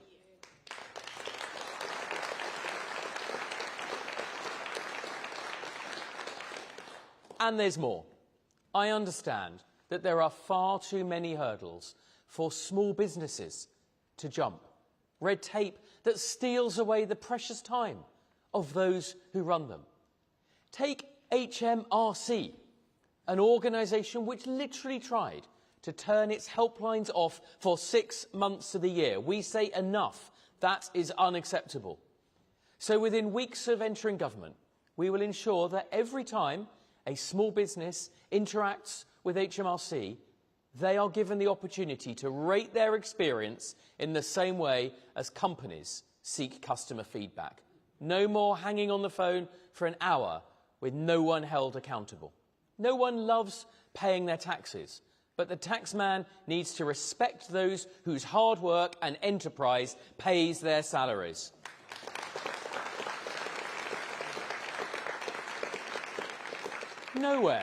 Nowhere is that more important than the self-employed. They're risk takers striking out on their own, often with nothing more than a laptop and a belief they can make it work. That's why we commit today to doing better for the self-employed. And that includes looking again at how to reform IR35. Because if Britain is to have ladders of opportunity, then the self-employed need to be able to climb them. Similarly, opening a bank account today is so hard. It's a miracle anyone starts a business at all. It can take weeks or months to do what other countries do in minutes. It shows just how far our regulators have lost the plot, and it's a brake on growth we cannot afford. So we will transform a process which makes banks treat you as innocent, as guilty, until proven innocent. From the tone at the top of the regulators to repealing EU-era rules, we have a clear plan, and we will fix this.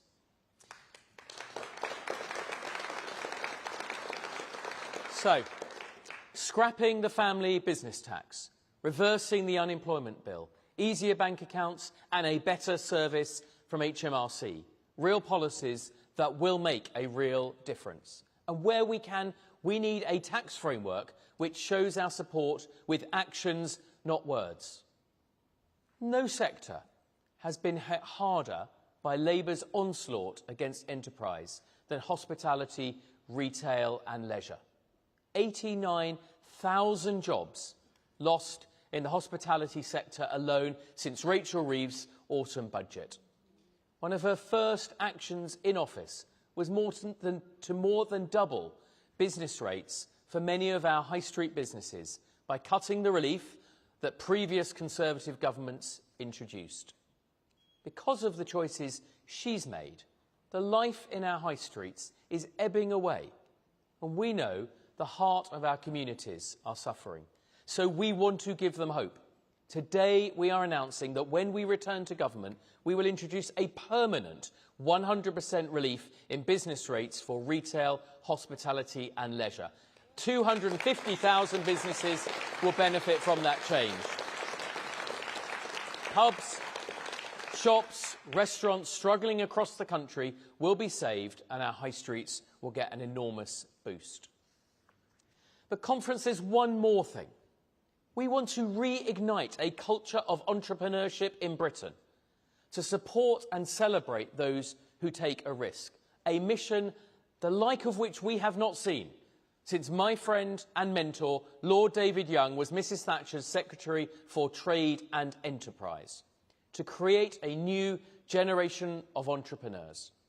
As Business Secretary, I want to see young entrepreneur schemes flourish in every school and college in the country, building on existing schemes delivered by people who've been there and done it and want the next generation to succeed.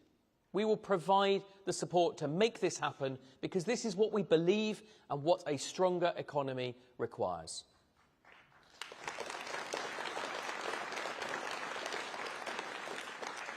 So, conference, let me be clear. The Conservative Party as the party of enterprise, the party of the entrepreneur, the party of business, on the side of the pub landlord, the restaurateur, the small business owner, the self-employed and the family business, those who work for themselves and give work to others, the builders, not the blockers, those that make, not those that take. That's who we support, that's who we believe in, that's who our government will serve. Nations that seize opportunities rise. We will seize the opportunity and gather, we will make the Britain's economy strong again. Thank you.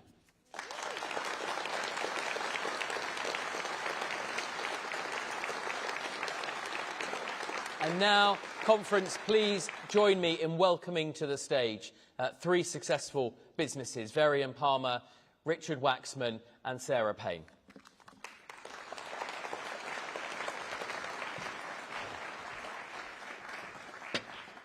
Thank you, Varian.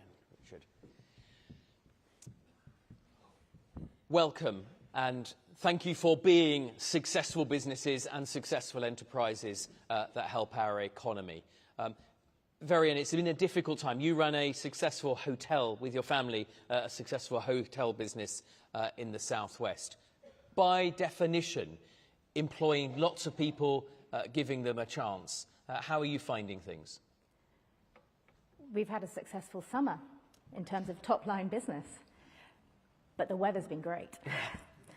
On a less good weather summer, it's not so great, and no one can forecast that. The challenge we've had, though, is the significant rise in the NIC bill. We employ a lot of young people, and it raised, the additional cost to us has been just over £250,000, which, what's so sad... Just from that change? Just from that one change. And what's so sad is that we employ so many young people and develop so many training programs that money has pretty much had to come out of that to go and pay the additional NI charges. It's a real shame because hospitality is a profession, a sector, where you need no qualifications and you can rise so fast.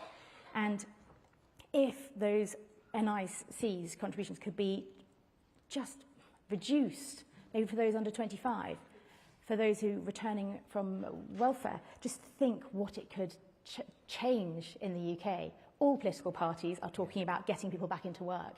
We are one of the sectors that could, with an immediate change, could have such a profound impact on what we could do for young people. And it would happen straight away, just very quickly. As the reverse happens. We're a speedy industry that we can change.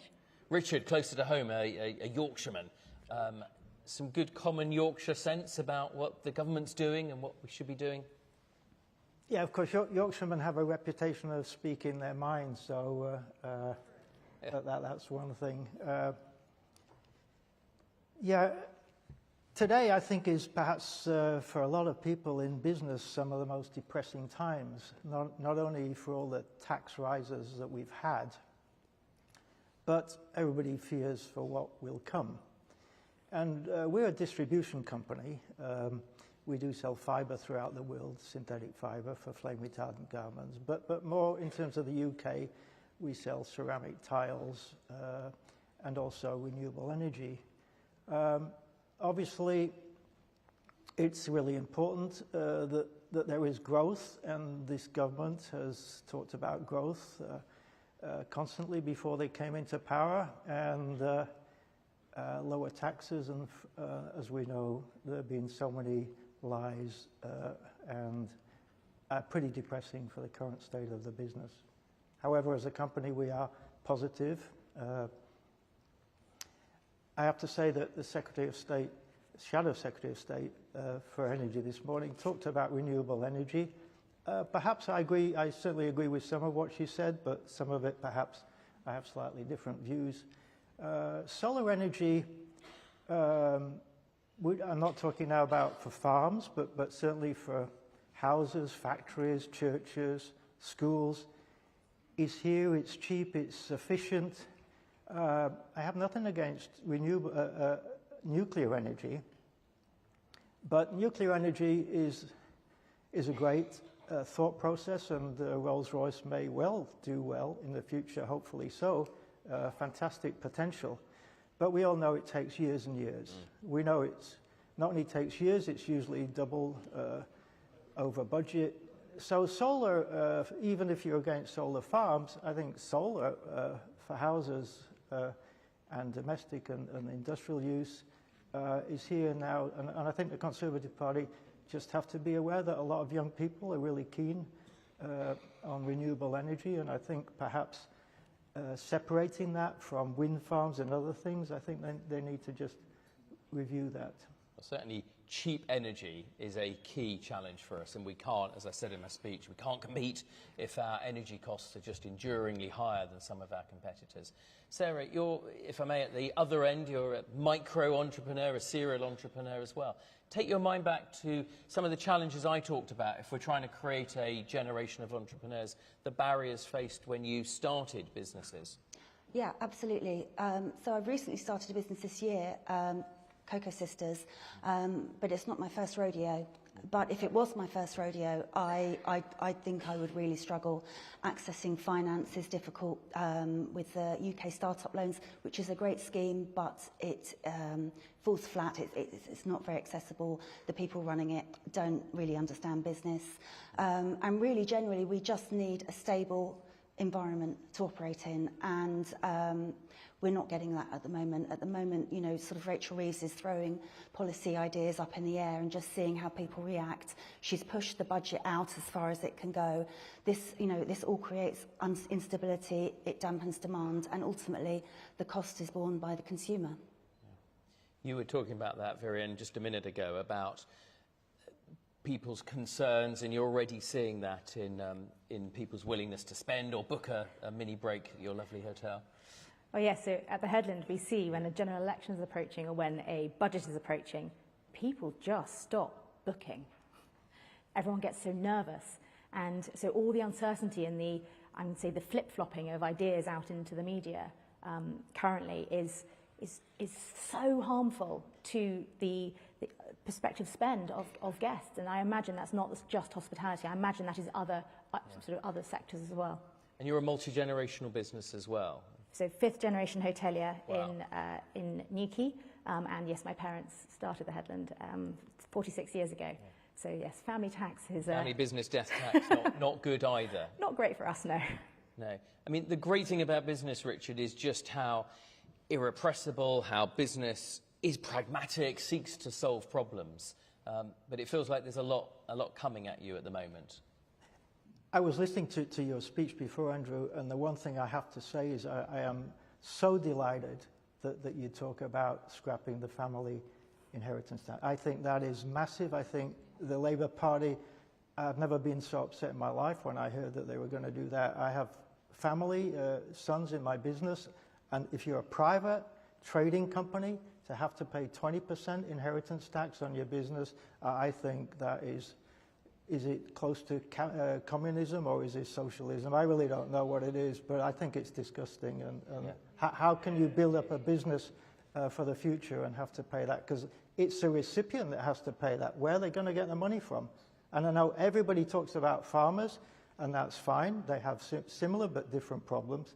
But nobody really talked about family businesses. So actually what you said, Andrew, I am really delighted. So that's a massive thing.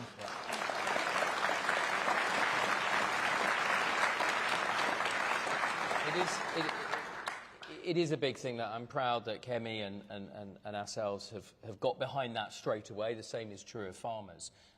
Charlie Munger, Warren Buffett's sidekick, very successful investor, said, "Show me the incentives and I'll show you the outcome." And one of the big things we see in this government is they just don't understand what it takes to make people tick, to take that chance. Sarah, you're taking that chance again. Yeah. And you know, fantastic for you for doing so. Some of the other barriers that you face? Well, you know, the hike in business rates has been problematic for us. You know, it gives us no additional benefit at all. There's nothing to go with it. The changes in employment and national insurance and minimum wage, I don't think the government understand that people peg their salaries against the minimum wage. So if the minimum wage goes up, everyone's wages go up, and you know, again, that hits the consumer at the end of the day. Right, we've got a couple of minutes left. One last wish. We've already solved the family business death tax. We're going to make some aspects of business life easier. One wish for the first Conservative budget. I wouldn't hold your breath for the one that Rachel Reeves is about to produce, but when we get back, one wish. Richard?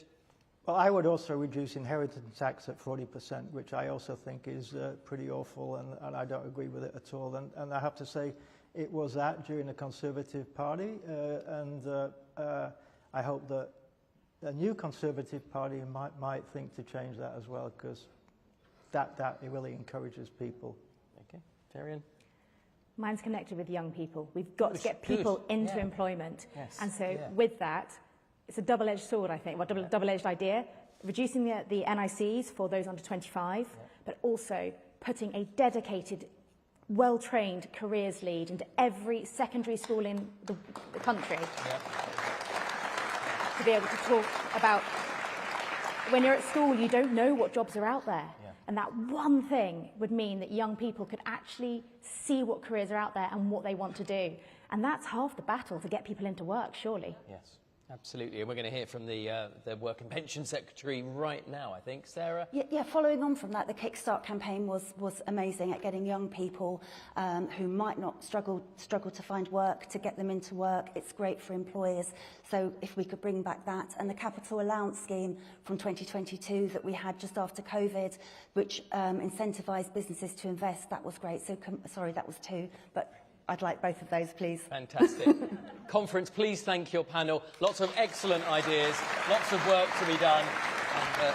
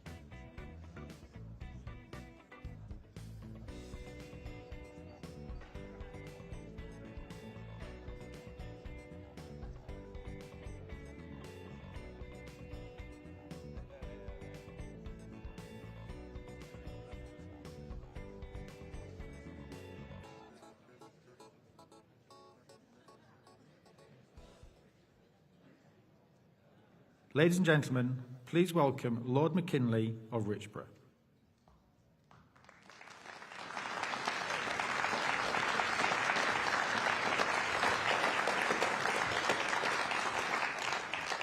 Well, Conference, I knew this Labour government would cost an arm and a leg, but I didn't think it'd be this bad.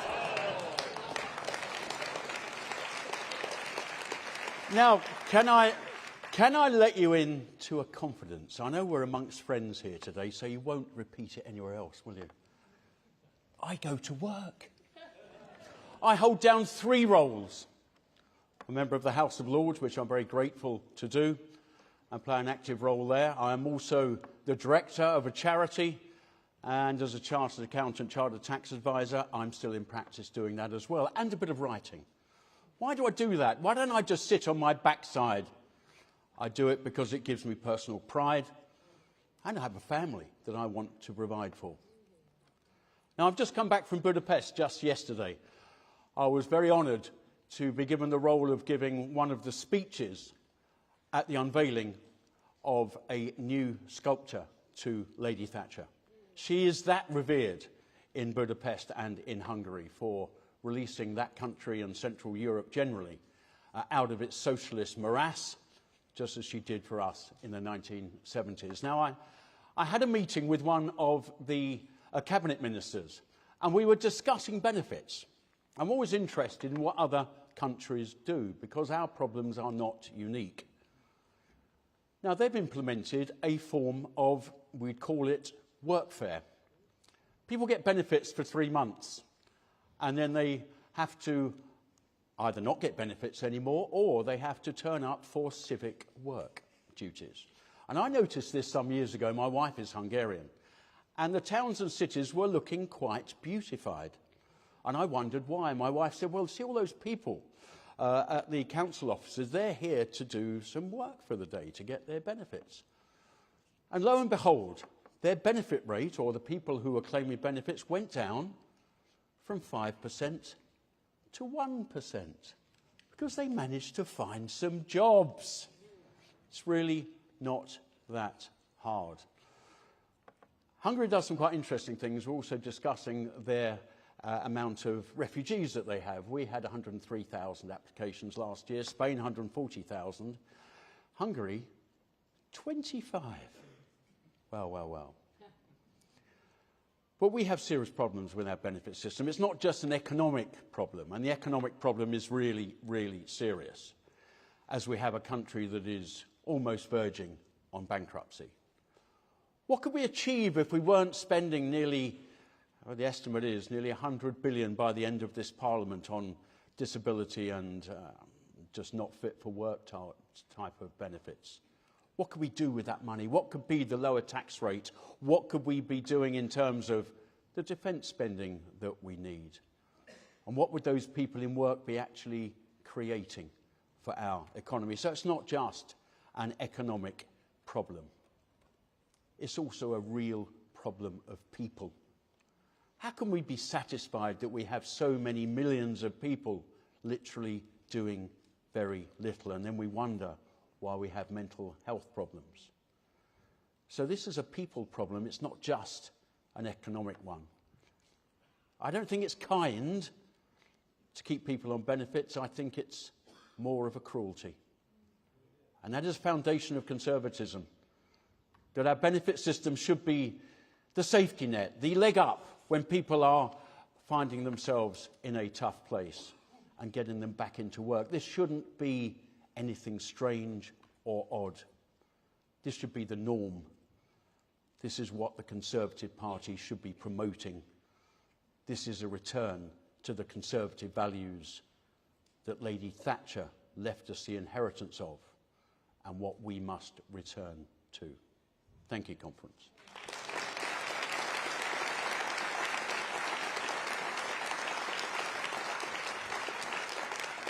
As you know, I was the Member of Parliament for South Thanet for some 9 years.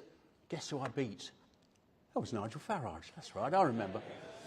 But I had a fellow Kent MP who I worked very closely with.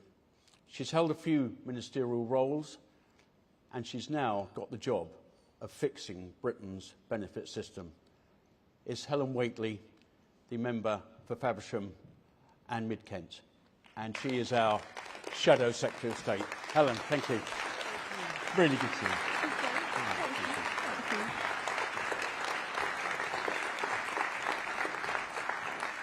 Good afternoon, Conference.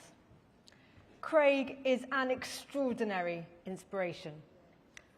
I remember back in 2015, he turned up in an ancient Land Rover to campaign with me in a housing estate in Maidstone. Back then, Craig had a no-nonsense, pull-your-socks-up attitude. He's been through a lot since then, and he still has it. I asked Craig to kick off this session, not only because I knew he would do a great job, but because his attitude is what the whole country needs.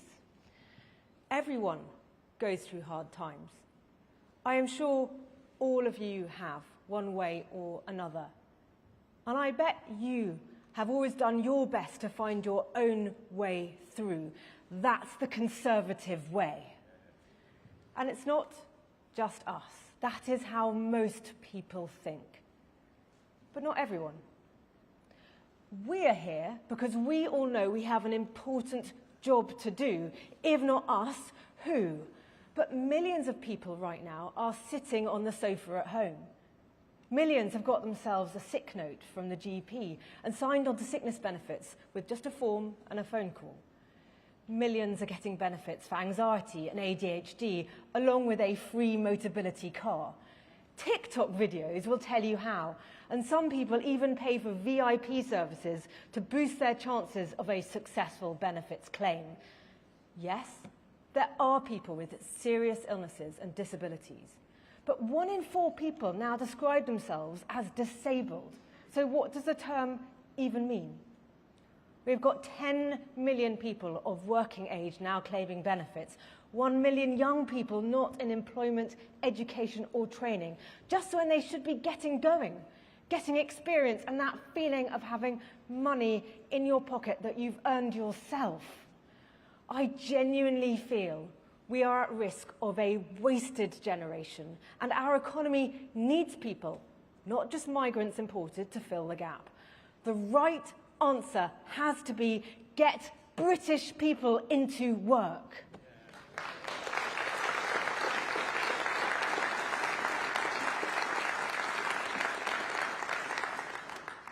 Last week, I went to Teesside, and I visited a great British family business, Pickering's Lifts. They install lifts all around the country, and they have a great apprenticeship scheme. There are 5,000 people unemployed there in Stockton-on-Tees, and right on their doorstep is an estate which was in the infamous Benefit Street documentary.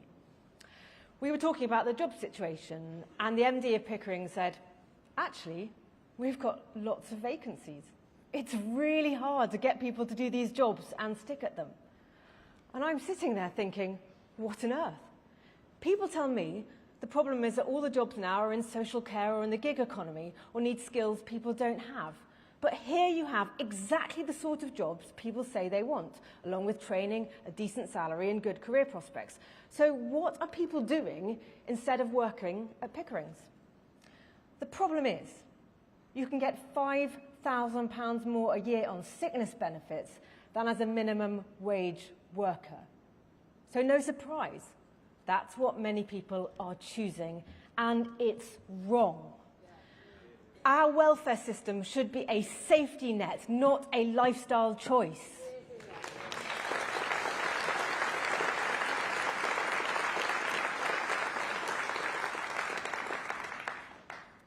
Keir Starmer has said he wants to make welfare savings. Back in the summer, he tried. But he failed so catastrophically that instead of saving money, he ended up forking out £300 million extra of your money to get his backbenchers to vote for his bill. That is what a weak leader looks like, Keir cowering in fear from his left-wing backbenchers. In a few weeks' time, Rachel Reeves will be putting up our taxes again. We will all be paying more because Labour MPs would rather hike your taxes than get a grip of their welfare system. So would the Lib Dems, the Greens, the SNP, Plaid and even Reform. All of them want the government to spend billions more on welfare. 3.5 billion more just to end the two-child benefit cap. Where will they find that money? And it's not fair. People in work make tough decisions about whether they can afford to even start a family, and they don't get paid more if they have an extra child. Believe me, I am all for encouraging people to have kids, but people on benefits should face the same decisions as the rest of us. It's about taking responsibility for the choices you make.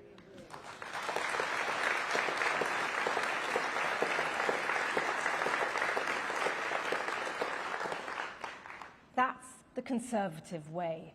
Labour doesn't get it. Nigel doesn't get it either. We need a government with the courage to do what's right, not just what sounds nice. That leaves us as the only party who can fix welfare. That's why I've got my common sense plan for welfare savings. Fix the sick note system, bring back face-to-face assessments, end sickness benefits for low-level mental health problems, stop the abuse of Motability, and put British citizens first in our benefit system. Just living here is not a reason to get money from taxpayers.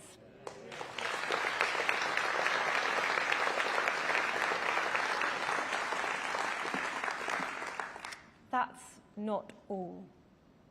We will change our sickness benefit system so it helps those who really need help and stops turning people into victims. We will make the benefits cap do what it should so that families on benefits aren't better off than those in work, and we'll tackle a massive hike in housing benefit.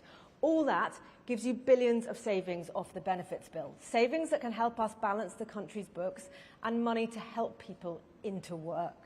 Because this isn't just about savings, it's about turning people's lives around. And for us to succeed as a country, we need everyone to put their shoulder to the wheel.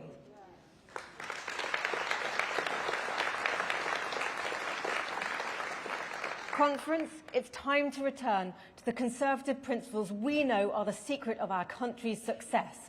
Personal responsibility, aspiration, fairness, real compassion, living within our means. Labour have only one playbook: handouts and higher taxes. Reform, in the words of their newest MP, will spend like drunken sailors. The job of fixing welfare falls to us, all of us.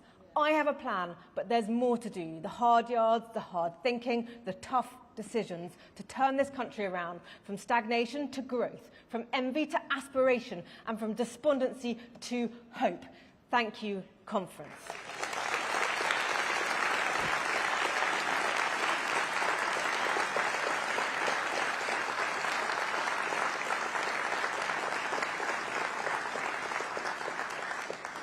Thank you. Now, is your chance to get involved. I want to hear your views. We should see in a moment on the screen, there we go, a QR code. Can I ask you to scan that with your phone? While you're doing that, I'm going to introduce my special guests.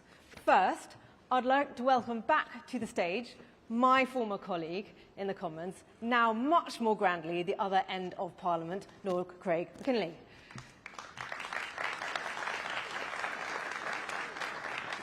And now my other special guest, who I know has many fans in the audience and has been doing truly extraordinary work on the failures of our welfare state. Please welcome Times columnist and former editor of The Spectator, Fraser Nelson.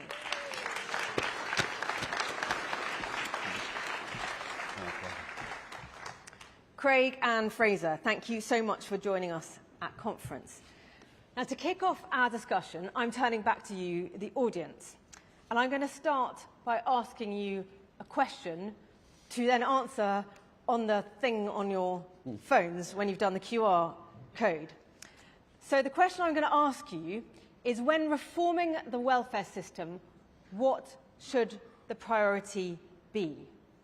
And you'll have about 30 seconds or so to pick your top priority from the list of living within our means, making work pay, supporting sick and disabled people, ending the waste of talent and lives, or filling job vacancies with British workers. While you're doing that, I'm going to kick off with a question to Fraser. Fraser, you have built up a treasure trove of data and written many articles about welfare, as well as your excellent recent documentary. So can I ask you why you've chosen to focus on welfare as a topic? Well, I mean, journalistically, I think it is the most important underreported story of our times. All journalists want to try to find out what's really going on and shine a light where there is darkness. And during the 90s, the DWP opened its database to the public. That was really, I've always been interested in what's now called data journalism. And then I was just astonished at what you were able to see. It's like almost being given access to the government vaults. So at the time when Tony Blair was talking about full employment, you could go in there and discover, to my shock, but there was just over 5 million people on out-of-work benefits. Almost half of them were on sickness benefits. Very different of a narrative we were being given. So then it was possible to write stories saying, look at this figure, and it was shocking. People were genuinely shocked because they didn't really know. They started to believe this full employment chat. But then, even worse, there was an economic model coming along where the employment was growing in the country, but that was mainly by immigration. So you got this at the same time, numbers of people being put in benefits, and at the same time their gap, the vacuum of the labour force being filled with immigration. Now, this started to get better, a fuss was created, it became a thing. James Purnell for Labour, and then Ian Duncan-Smith really succeeded in getting sickness benefit down, to the extent where before the lockdown, we had hit the highest ever level of economic participation in this country. But there's never in the history of these islands where a greater share of the population either in work or looking for work. Now that goes to show that government reform can turn this around. This is not a story of fundamentally lazy Brits. This is simply good people stuck in a bad system. If you reform the system, things can get better. But unfortunately, during the lockdowns and afterwards, things got so worse that almost all that progress had been erased.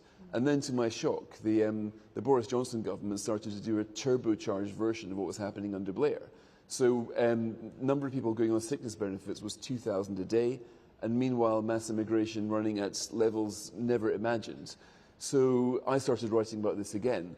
And I would do editorial after editorial in The Spectator about it. But the problem is, when you start to talk about millions of people here, millions of people there, it kind of goes over people's heads. So that's why I wanted to try to... It was actually that ITV film, The Post Office of Mr. Bates, that really made things real for people. And I thought, well, television can do this. Yes.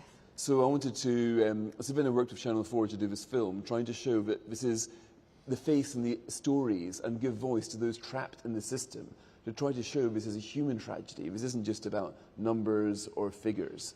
And that came out this time last year. And since then, the Times reported on Saturday that the number of people signed off to sickness benefit was bad enough at 2,000 a day, but now it's 5,000 a day. So that, if you just imagine, there's about, I don't know, about 400 of us here in the hall right now. Imagine if we were in the O2 Arena, which fits 20,000. Every 4 days, the equivalent of that is being lost from the economy.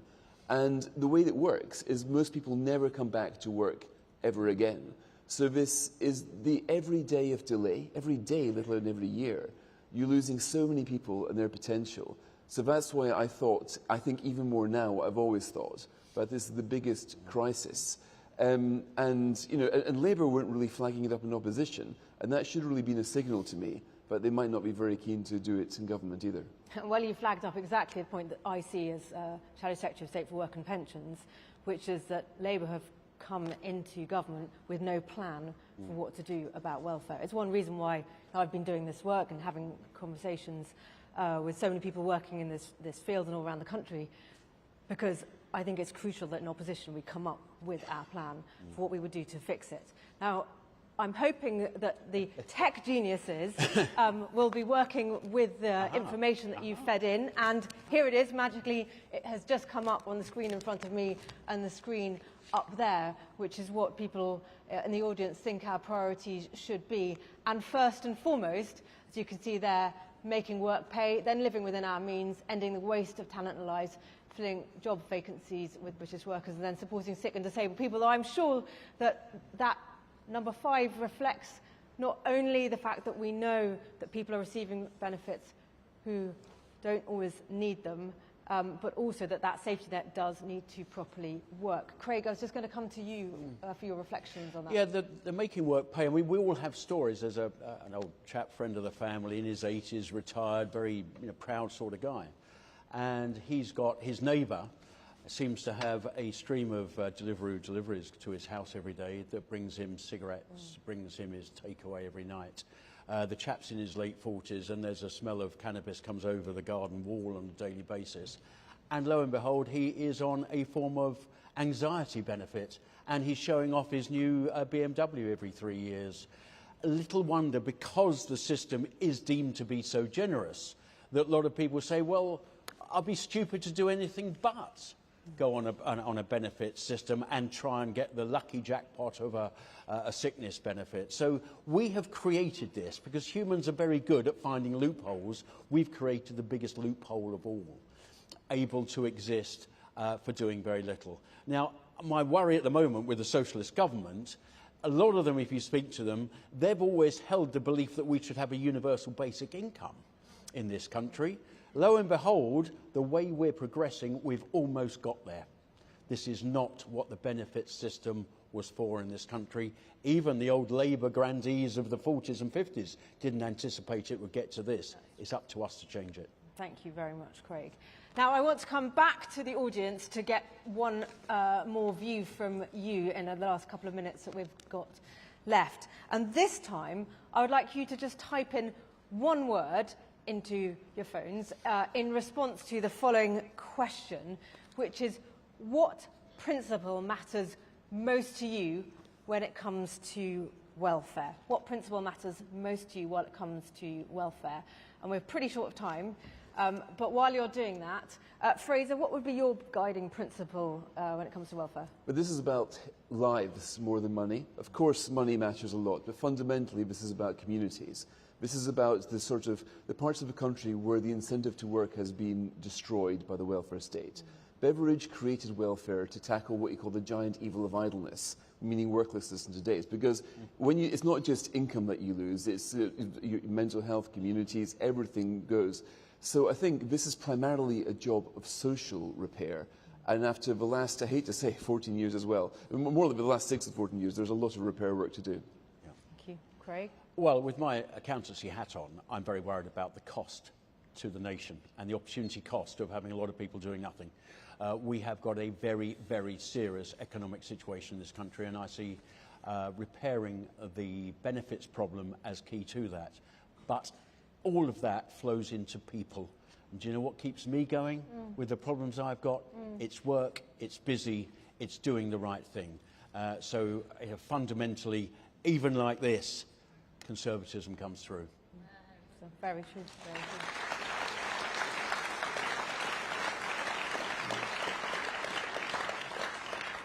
I'm giving a moment for the tech geniuses to see if they can serve up a word cloud. There we go. Very good. Of your words. And look at that. And you know what? I was thinking what you might come up with, and I didn't know. And I thought also, what if this went wrong and I didn't get a word cloud? What word would I pick on to talk about? And do you know what? The word that I would have picked on to talk about was fairness. Because fairness is the thing that comes up again and again in the conversations I have about this. People want a welfare system that's fair to everyone in the country, fair to people who need help, and fair to the people who are funding that. So to wrap us up, can I say thank you all very much for your contribution this afternoon. Under Kemi, we have made a commitment that we are going to be driven by our principles. Thank you for letting me know your principles for welfare reform, from living within our means to restoring fairness and a culture of personal responsibility. These principles will underpin the work I'm doing on welfare reform in the coming months. Thank you, conference, for taking part, and thank you very much to my guests, Fraser and Craig.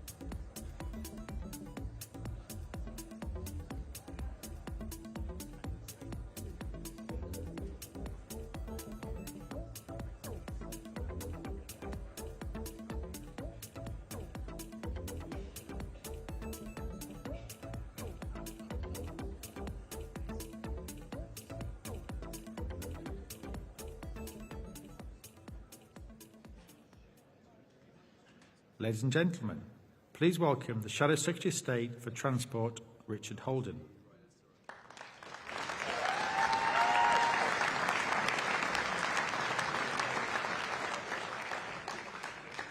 Well, conference, before I start, actually, I was just seeing Craig backstage. When I was chairman, I went to see Craig in hospital, and we didn't know whether he was going to pull through. And today I've just been helping tucking his shirt into his trousers. So he is back with us, full-throated, and I think he is actually a testament to the tenacity of the human spirit, and actually a testament to the tenacity of our party as we take the fight back to Labour to win the next general election as well.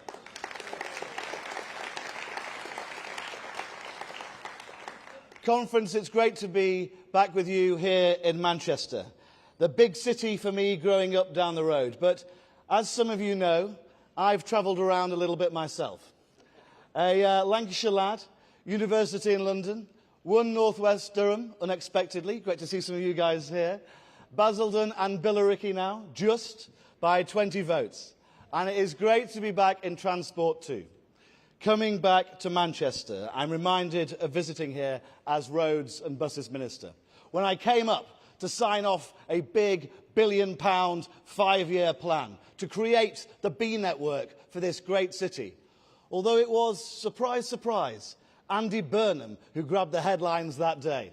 But I'm not the only politician who's found themselves fighting Andy Burnham for column inches in recent days, as Labour's current leader knows all too well. Now, looking at Labour in government, it's easy to attack their competence or lack thereof. Massive pay rises for their union paymasters, yet strikes across the board, from rail to tube. Strikes here in Greater Manchester and on the buses in towns and cities across the Midlands and the north of England. And we've seen Labour's abandonment of our popular get around for £2 bus fare. We've also seen them sideline major road schemes like the A303, with hundreds of millions of pounds wasted in the process. We've seen them sideline new laws too, that Labour said they'd back to reduce the misery of roadworks those schemes delayed by this government and then delayed again, all because Labour can't be bothered. It's not just that Labour doesn't care about our road networks or the drivers who use them. It's that Labour are actively punishing motorists at every turn in our country.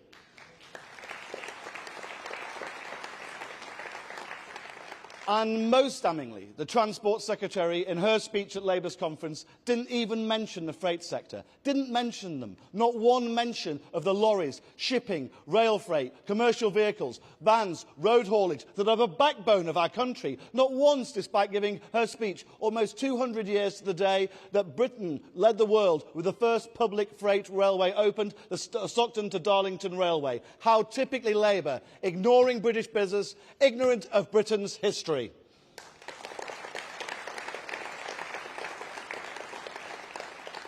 But it is not just about competence, it's about values too. For us, it's about freedom, and it's about our belief in our country. We are unashamedly on the side of the passenger, the driver, the taxpayer, and the British worker. You cannot say the same for Labour. Look at Ed Miliband, driving up bills, pushing policies that hammer our ability to travel, killing our North Sea industry while Norway grants new licences, in hoc to an extremist activist agenda. We used to call him Red Ed. He may have tried to refashion himself a little bit as Green Ed. But the truth is, like all of our green comrades, Ed is a watermelon. Green on the outside, but red to his very core.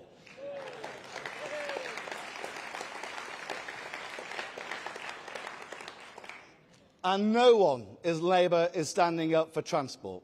Ministers have come and gone. Most recently, we've had one sacked and then reappointed 9 days later. Before that, we had a Transport Secretary sacked for being a convicted fraudster. Her replacement caused a by-election so she could, I kid you not, jump ship to work for Sadiq Khan in London. But despite the chaos in personnel, Labour have wasted no time in maximising union power. Hiking taxes on flying, pursuing state control of rail. Make no mistake, Labour is waging an ideological war on every motorist, motorcyclist, our freight and haulage sector, and anyone who does not address them as comrade or bankroll Labour's campaigns.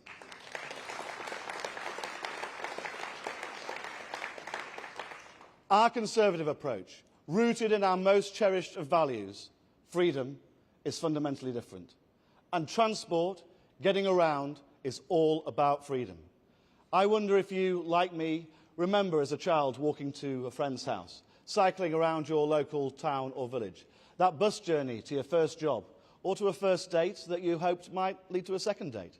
Days and nights out in the big city. For me, it was here in Manchester by train with my mates. And then passing my first driving test. Actually, passing first time my driving test, ladies and gentlemen. And memories of my first car, my umpteenth hand Citroën AX. It was so unreliable, it could have been a Labour Party election pledge. She was followed rapidly by a Fiesta, then by a Clio, and then followed by Margaret, named not just because she was a jag in Westminster Blue, but because she also had the turning circle of a cross-channel ferry. So U-turns were simply not possible.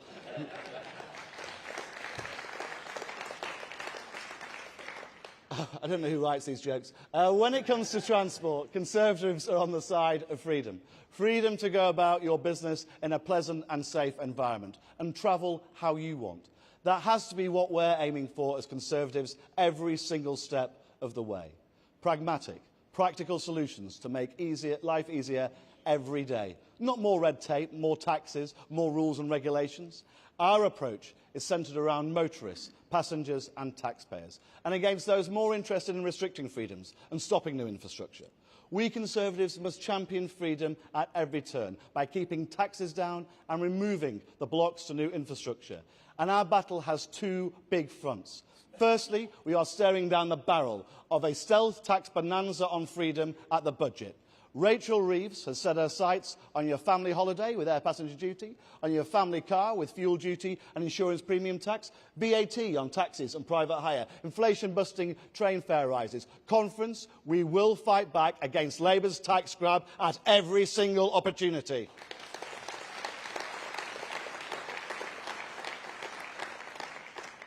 And alongside fighting Labour's transport tax grabs, we're also putting in the long-term policy work with our team. We've got some fantastic guys down here at the front, and my lords, and also Greg and Jerome. Thank you very much for all the work you do. We are no longer going to pursue a self-flagellating, self-destructive, industry-destroying net zero by 2050 as a policy objective. And we are dead set against Labour's 2030 ban on selling new petrol and diesel cars.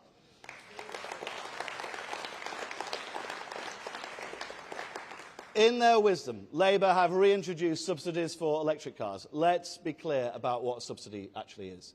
It's taxpayers' money. It's your money.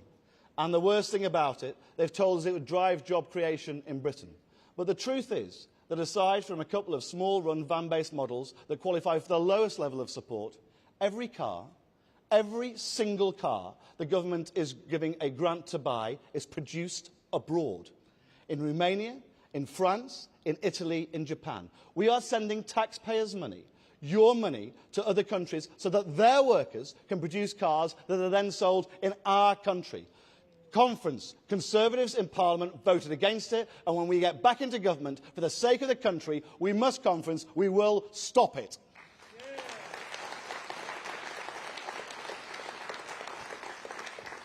Now, Claire and Kemi have already outlined how Conservatives will reverse the decline in Britain's oil and gas production by allowing new licences in the North Sea. Over the next few days, weeks and months, you'll hear much, much more from us about motor manufacturing and other industrial sectors too. But let me leave you with this today. Our values, when it comes to our vision for transport, are very, very clear. Freedom. Freedom to travel in a safe and pleasant way of your choosing. And as Conservatives, we will lead the fight against Labour's big tax and big government approach that is killing jobs and opportunities in our country. Thank you very much, Conference.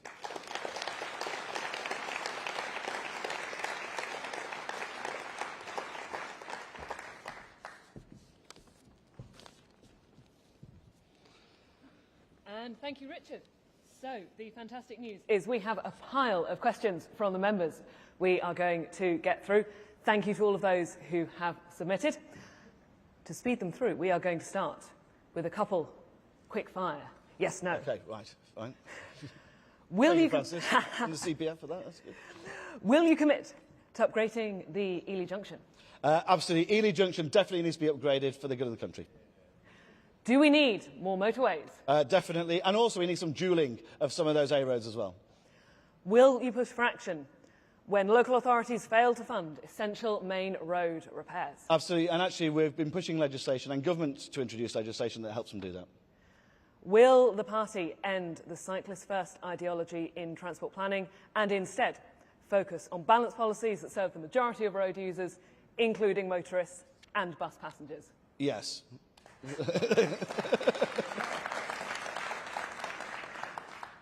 And our first longer question is from Peter, writing in from the Vale of Glamorgan. Peter asks, since we are regularly held to ransom by train drivers, what progress is being made towards driverless trains? Well, actually, on a lot of our train network, we already have driverless trains, right? You go down to London, you go on a DLR, they're driverless. Actually, a lot of them are actually, they drive themselves. The drivers are there to open and close the doors and that sort of thing. And actually, the big push that we had under Conservative mayors of London, for example, for the driverless tube, was actually stopped by the current Transport Secretary when she was working for Sadiq Khan back in 2022. Yes, absolutely. You know, we've got to adopt modern technologies. We've got to push for driverless trains. It's the way of the future. We've got AI changing the way we do accounting, never mind driving trains, right? You know, this is absolutely essential that we move there as quickly as possible. We might need a timed response on this next question, which comes from James. Is there a war on the private motorist? Well, it's quite clear there's a war on the private motorist. Labour are going around, and Labour councils particularly, you can see what they've done in local government. They're going around, if anybody tries to drive into Westminster, as soon as you hit the outskirts of London, you're doing 20 miles an hour all the way down and fighting with buses and everybody else to try and sneak in onto Park Lane. It's an absolute nightmare, and that's just not the case in London. It's absolutely across towns and cities right across the country. Go to Oxford, right? You've got local businesses, you know, traditional Labour supporters, a lot of them, absolutely up in arms about what's going on there. there. So Labour are absolutely at war with the motorists. We need to let motorists know that we're on their side. And I think, actually, when it comes to the budget, and later this year, we're going to be able to show them consistently that we're on their side. I mean, you know, you're not going to find more of a petrol head than Greg Smith, who is one of my juniors in the Shadow Transport team. You know, we are absolutely on the side of the motorists. And the next question comes from Daniel, writing in from Blackburn. Will the Conservatives oppose the decision to give zero guarantees to rail freight in the Great British Railways legislation? Well, you might not know this, Francis, but I was actually born in Blackburn. Oh, So, yeah, so it's a very good question for Daniel. Yeah, obviously, when it comes... GBR at the moment, when the proposal is that it sort of totally ignores rail freight. And there's a real danger about that, because if the government's going to be obsessed with building its own trains and its own train network for passengers, well, what the hell's going to happen to rail freight? And actually, rail freight moves around tens of millions of pounds worth of goods, hundreds of millions, billions of pounds of goods every single year, probably every single week. I was at Felixstowe last week, where they have about 40% of all the freight comes in the UK. And we have to absolutely ensure that rail freight is part of the mix. It should be part of the bill. But, you know, it's not just rail freight that should be part of the bill. Open access operators should be part of the bill. If you're from Hull in East Yorkshire, if you're at Grand Central over in York, or Lumo on the East Coast Main Line, you know, those operators should also be considered as part of this bill. I am really worried that Labour are basically going to use this to bankroll their union paymasters one more time. So we've got to be, and we will be really clear on it, and Jerome will be leading us in the Commons on it. And now, moving from rail to water, this is a question from Ian from East Hampshire. Will a policy be developed for more use of waterborne transport, whether that's coastal or by revival of the UK's internal waterways? Look, I think there's a huge place already in heritage for this, but I think we can go a lot further. And I think automation actually potentially offers you know, huge new opportunities for us as well. In terms of, you know, large barges with maybe bulk stuff on them, you know, tootling up and down. You don't need them to be manned in the same way. We're already seeing this, actually, in some parts of the country already. I think this is absolutely the way forwards, and we should just do a lot more of it. Driverless barges? Why not driverless barges? If you need driverless trains, let's get some driverless barges as well. Very, very cool. This next question, moving from rail to water, back to road. Will the party have a policy of imposing 20-mile-an-hour speed restrictions only on roads with a history of fatal or serious accidents, and to remove those imposed where there is no such history? And that is from Michael in Taunton. Well, look, I think that's probably a bit too much to demand somebody dies before you can impose a speed limit reduction. But I would say this, that a lot of local authorities have gone far too far imposing blanket 20-mile-an-hour zones. I totally understand them outside schools or in, you know, a residential cul-de-sac, but the idea that our main arterial routes in our towns and cities, whether it's here in Manchester, and I went to see my brother who lives actually in Ashton in the former Deputy Prime Minister's constituency the other day, and I had to trundle along main roads at 20 miles an hour, or in large parts of London. I think they're actually often environmentally more damaging. I think they drive people absolutely bananas. They're really damaging to local businesses as well, who rely on those arterial routes too. So I think we need to have a totally different approach. It's something we need to look at properly, because I don't want to take away local power, but I think when it's being misused for the wrong reasons, we've got to act. And dwelling on that...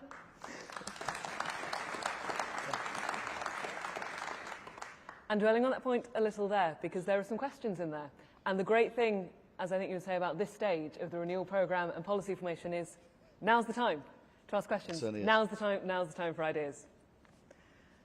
The next question comes from Sheffield, and the next question comes from Paul in Sheffield. And Paul is asking, moving, rail, water, road, and now bus. Okay. Transport is so underfunded these days. Many buses don't even come anymore. I think we've all had that experience at one point or another. So how could a Conservative government help buses to stay on schedule? Well, look, I mean, I was very proud when I was a Roads and Buses Minister of the Get Around for £2 bus scheme. It was something that I insisted on rolling out and was in our manifesto at the last general election. And one of the reasons I was most proud of it was because it helped actually the people, I mean, you were talking in the last panel, welfare panel, it helped the people who don't have all the resources in the world, maybe don't have a car for every adult in the household, but want to get out there and go to work and go to college. And it's a Labour government that stopped it. And it's one of the things which irritates me more than anything else about this Labour government. It talks the talk, but never walks the walk when it comes to really important things like that. When it comes to bus networks, they are absolutely vital for people. And we have seen some improvements in some parts of the country, but that's going to be right across the country. Buses need to be affordable and reliable. I think that starts with actually local people making more decisions about them. That's what we rolled out with our better partnerships plans for bus networks and enhanced partnership schemes. I'm not against franchising either. I think we need to look in that direction. I don't want to see every town actually owning and running its own buses, but ensuring that actually there's some proper local democratic oversight of those essential services is something I'm all in favour of. And that moves on to a question that comes up, I think, every time we do a policy workshop or a Q&A that has anyone from rural community. This particular time the question is from Diane in the Wrekin, and it's about accessible rural transport. How can we improve it? When I was Roads and Buses Minister, I went to Nottingham. They had a great scheme under the Conservatives in Nottingham, which was basically a new dial-a-ride, which was all app-based and was really accessible. A lot cheaper than having a formal bus which was going round and round. Often, actually, people get really annoyed about this, carrying very few passengers because it's travelling at the wrong time of day or the wrong time for their needs. And they managed to, in terms of per passenger travel, I think reduce costs by around 8%. That's the sort of thing I want to see rolled out across the country. That's the sort of scheme for rural communities that the government should be helping support, not pulling funding from them and instead concentrating it in our towns and cities. And we're turning now to another question that comes up every time, not only when we discuss transport, but whenever we discuss housing. Just come from CPF housing discussion, and this question came up there. Again, this time it's from Alex from Spelthorne. Many members ask it. Do you agree we need a transport infrastructure revolution to tackle the housing crisis with new train lines, roads, high-speed connections across Britain? And if so, I think he's guessing your response a little bit there. If so, how can we ensure it's central to the Conservative aspirational agenda? Well, look, I was literally down, I don't know if any of you know, outside of Chelmsford. I was down at a place called Bewley Park a few days ago. There are literally, this month, about to open a brand new station, which was there and funded because of a massive housing scheme that went in around it. I think so often our infrastructure does not go along with these developments, and it drives people absolutely bananas when they are having housing, massive amounts of housing, dumped on them without either the infrastructure or the services to support them. I think Bewley Park is a really sensible model for the future. It's a way of ensuring you get proper local buy-in. And I think it's also one of those, but I think on a more fundamental level as well, actually we should be looking to build where we've already got really good transport infrastructure. One of the things we are poor at in this country is the densification of our cities. We've already got very good transport links in large parts of London, which is nowhere near as dense as other major cities around the world. And I really do think that we need to look at that again. It's something that I know Rob talked about when he was Housing Minister. It's something that our guys are talking about now. But I think that densification, where we've already got that existing network, is something that everybody can get on board with, rather than having to constantly build on greenfields in the green belt, as seems to be Labour's prerogative. Very, very sadly, I can see our timer ticking down, although there's so much more we could talk about. The good news is I'm here from the Conservative Policy Forum. The party's in-house think tank will be doing a lot of work with Richard to get some of these ideas, some of these questions into Conservative Party policy formation. Really looking forward to that. So our final note to end on, and it comes from Roger from Innismon. Will you commit to honouring the previous government's pledge to use HS2 savings to electrify and improve the North Wales coastal line rather than diverting this money elsewhere? Yeah, we should. When we said we were not going to do the full HS2 scheme, we said that money was going straight to local transport schemes and road schemes up and down the country. That's exactly where it should be. It should not be being used by Labour now, cannibalised for their own little pet projects around the country. Schemes like that are fundamentally important. But I'd say something else about Welsh transport as well. We have when I was Transport Minister, I had to try and deal with the Welsh Government, which was not easy. Labour for 27 years, right? They pushed back on any form of investment in new roads in Wales, whether that was down in the south of the major motorway network, or the Llanymynech changes in the centre of Wales, or actually improvements in North Wales too. Rail and road connections are absolutely essential in Wales, where actually economic productivity hasn't been as high as in the rest of the UK, and we need to actually deliver ahead of the next next elections in Wales, both local elections and the Senate elections next year. That message needs to come from Conservative politicians in Wales. It's only with the Tories that you will get proper growth and development in Wales. And that is a perfect note to end on. Very sadly, that's all we've got time for. But the good news is, this is part of the conversation. It will continue. Big thanks to the members. Big thanks to Richard Holden. Thank you very much. Cheers, guys.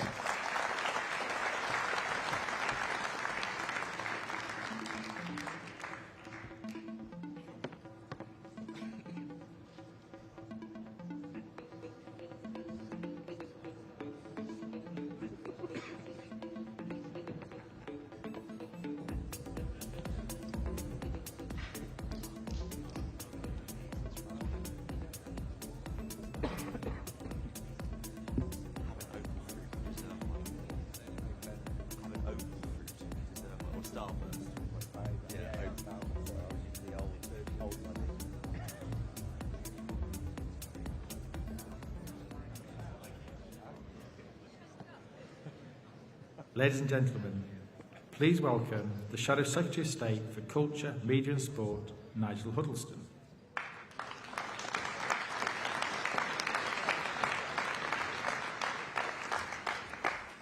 So good afternoon, everybody. We've decided on a little song and dance routine as the Department for Fun before the James Cleverly Act comes on afterwards. I'm delighted to be here today. I'm the Shadow Secretary of State for the Department of Culture, Media and Sport, and I'm delighted to be joined on stage today by two of the Shadow DCMS team, Joe Robertson and Louis French. Now, DCMS is often called the Ministry of Fun, or the Ministry for the Sunday Supplements. And it is true that it covers a huge range of industries and sectors which bring great joy to millions of people. But it would be wrong to underestimate or undervalue these sectors. Britain punches well above its weight when it comes to art, culture, creative industries, music, sport, heritage, tourism and hospitality. These sectors contribute significantly to our soft power and to our economy. They employ millions of people and generate billions of pounds of tax and export revenue every year. And when they do well, we all benefit. But when they struggle, as they did during the pandemic, UK society and the economy also suffers. So I am proud that we Conservatives supported them during the pandemic with initiatives such as the Culture Recovery Fund and the Sport Survival Package. And let's not forget that it was a Conservative government under John Major who was instrumental in making sure lottery funding was directed towards these vital sectors. And the Conservatives will continue to back and support these sectors, many of which feel under attack from Labour's national insurance increases, business rates changes and regulations that are burdening these vital parts of the economy. And I am sure we all welcome the announcement this morning by Mel Stride of the permanent business rates relief for the retail, hospitality and leisure sector.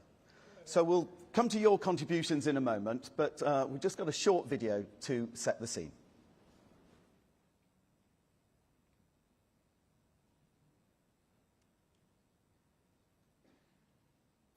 Our creative industries are the envy of the world, and film and TV productions like Downton Abbey and The Crown showcase Britain and boost tourism.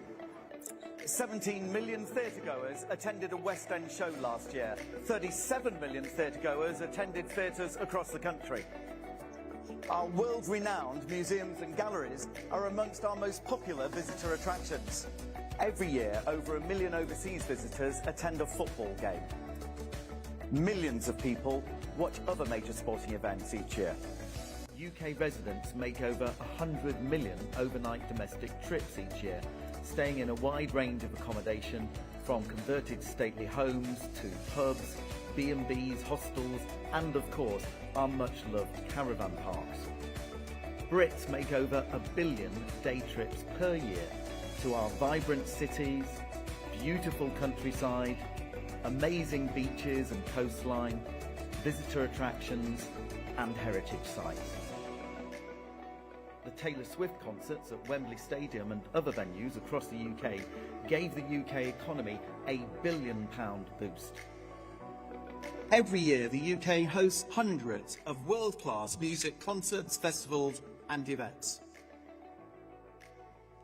Tourism and hospitality is really important to the UK economy. It's £140 billion revenue. It's bigger than automotive, aerospace and pharmaceuticals put together. It employs 3.5 million people across the UK, jobs at all skill levels, all ages, all abilities, and crucially, it's a dynamic, vibrant, innovative sector that is relevant to every single constituency across the UK. Inbound tourism is the closest thing that an economy can get to free money. This is literally people coming from across the world to visit the UK, spending in our pubs, bars, restaurants and hotels because we have the best in the world. Foreign visitors spend more eating and drinking out in the UK than all of our food and drink exports put together. No more iconic sector that represents British life and culture than our UK pubs and breweries, who have for centuries been welcoming people in safe places, bringing communities together, the beating heart of the high street, and extending out into our towns and villages the country over, often providing their first job, and 1 in 4 people actually fall in love in their pub. But we can't take this all for granted. Since 2000, we have lost a quarter of our pubs, and if we want them to stay at the heart of our society and our culture, we need to back the Great British Pub. The British beer and pub sector contributes 34 billion to the economy and over 1.1 million jobs, and we want to keep doing that. So what do we need? Well, this government gave us 1 penny off a pint, and that was welcome. However, it added on £853 million worth of costs to our industry. The cost of doing business is just too high, and whilst the pub may seem busy, profitability is getting starker and starker every day. So we hope that we can work with you to get the right fiscal and regulatory environment for our pubs and our brewers to thrive. And when we thrive, the British nation thrives as well.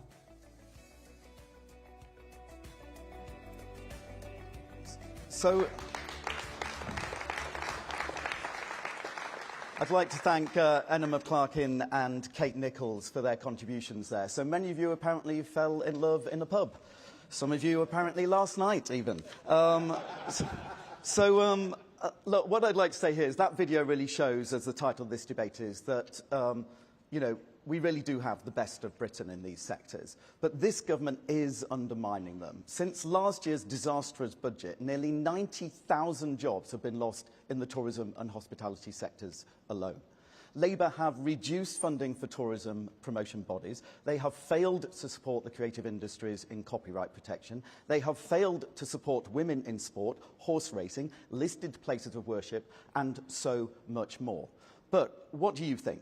So what I'd like to do now is open the floor to your contributions, either on Slido, which I think some of you are familiar with, or if you'd like to make a contribution, we do have microphones. If you want to stand up, I'll try and pick a couple of people. So don't be shy. This is after all, the creative sector. So please go up to the microphone and we'll try and get as many contributions as possible. And I think we've already got some Slido questions coming in. So we will kick things off now.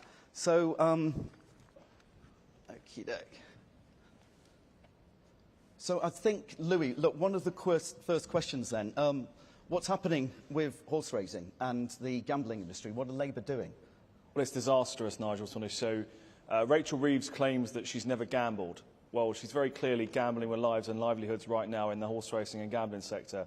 This is a sector that contributes over £4 billion of tax, contributes around £7 billion to GVA each year, and adds around 109,000 jobs in the UK economy, in towns including Wigan, in the Secretary of State's area where Tote are based. So this is a huge gamble that the Labour Party have undertook. They are not listening to the sector, and all it will do is continue to fuel the black market. So the Treasury believe that they can bank on this gambling tax, but all they're going to do is fuel the black market further and cost thousands of jobs across the industry. Right, OK. So I know there's a lot of racing fans in the audience. We're going to come straight away, and thank you for being brave, to your first question, comment or speech. Yeah. Good afternoon. In coastal communities like where I'm from, hospitality and tourism is the economy. The national insurance increases, combined with the minimum wage increases in April, has been devastating to tourism in places like where I'm from. What's the panel's views, and what can we do to support tourism in those places? Excellent. Joe, why don't we come to you on that? Yeah, thank you very much for that question. I mean, tourism in this country is one of the most overtaxed tourism sectors across Europe compared to other countries. But what we've seen today is a fantastic announcement from Mel Stride earlier that there will be a 100% permanent business rates relief for the hospitality and leisure sector. That is one very, very significant thing a new Conservative government would do to support the sector. But you're absolutely right about those national insurance contributions as well, because for a lot of young people, especially in my area on the Isle of Wight, their first job is in tourism and hospitality, sometimes when they're still at school, and the government, through the last budget, have disincentivised employing young people. Bad for young people, bad for the local economy, and bad for tourism. Thank you very much. Next contribution. Thank you, sir. First, I'd like to say welcome back, Nigel. He was the best tourism minister we've ever had, and we'd like to get you back in office. Thank you. Can we sit down together with all of the hospitality associations to try and work out a kind of top 10 asks, like a manifesto for tourism? Tourism didn't come up at the other conferences some of us may have attended. Can we make sure we push forward on that, please? And thank you once again. Thank you so much indeed. And look, I think we value tourism as a vital economic contributor. And in terms of, well, actually it won't be like a manifesto, it will be a manifesto, because the process of today and the process that I'll be going through with the team, working with industry to come up with ideas and proposals. That's the purpose of today's session. Many of you have already contributed as well to the policy renewal process. We'll be doing exactly that, because we recognise, unlike the other parties, quite what a vital contribution is made by tourism. I'll come over this side first of all. Sir. Yeah. Hello, Alistair Gamble, my name. Sorry, I had nothing to do with Tony Blair. I was doing somewhat better advertised. When my father was dying some 25 years ago, he asked, or suggested, in fact, I get involved with politics because I was retiring from business at the time. And that I did, and I've enjoyed it thoroughly, very much so. But my father also said things that come to mind recently. Don't trust this snake oil salesman and other expletives which I'll not go into. He basically had no respect for any politicians at all, and it's got worse since he died. Respect has to come back to politics, and you guys have to do it. We've got an opportunity now, so please let's see you do it. Thank you. Look, thank you for that point. And look, indeed, you know, we need to have a civilised debate in this country. And the responsibility of all of us as politicians, but also members, is to conduct ourselves with dignity. And then we'll get the British public on side. Now, you did just mention Mr. Blair there, so I'm going to have to take the advantage now of telling a joke that a friend told me the other day. So a Blairite, a Corbynite and a Brownite walked into a pub. And the landlord said, "Good afternoon, Mr. Burnham. We'll come over here now." Yeah. Okay.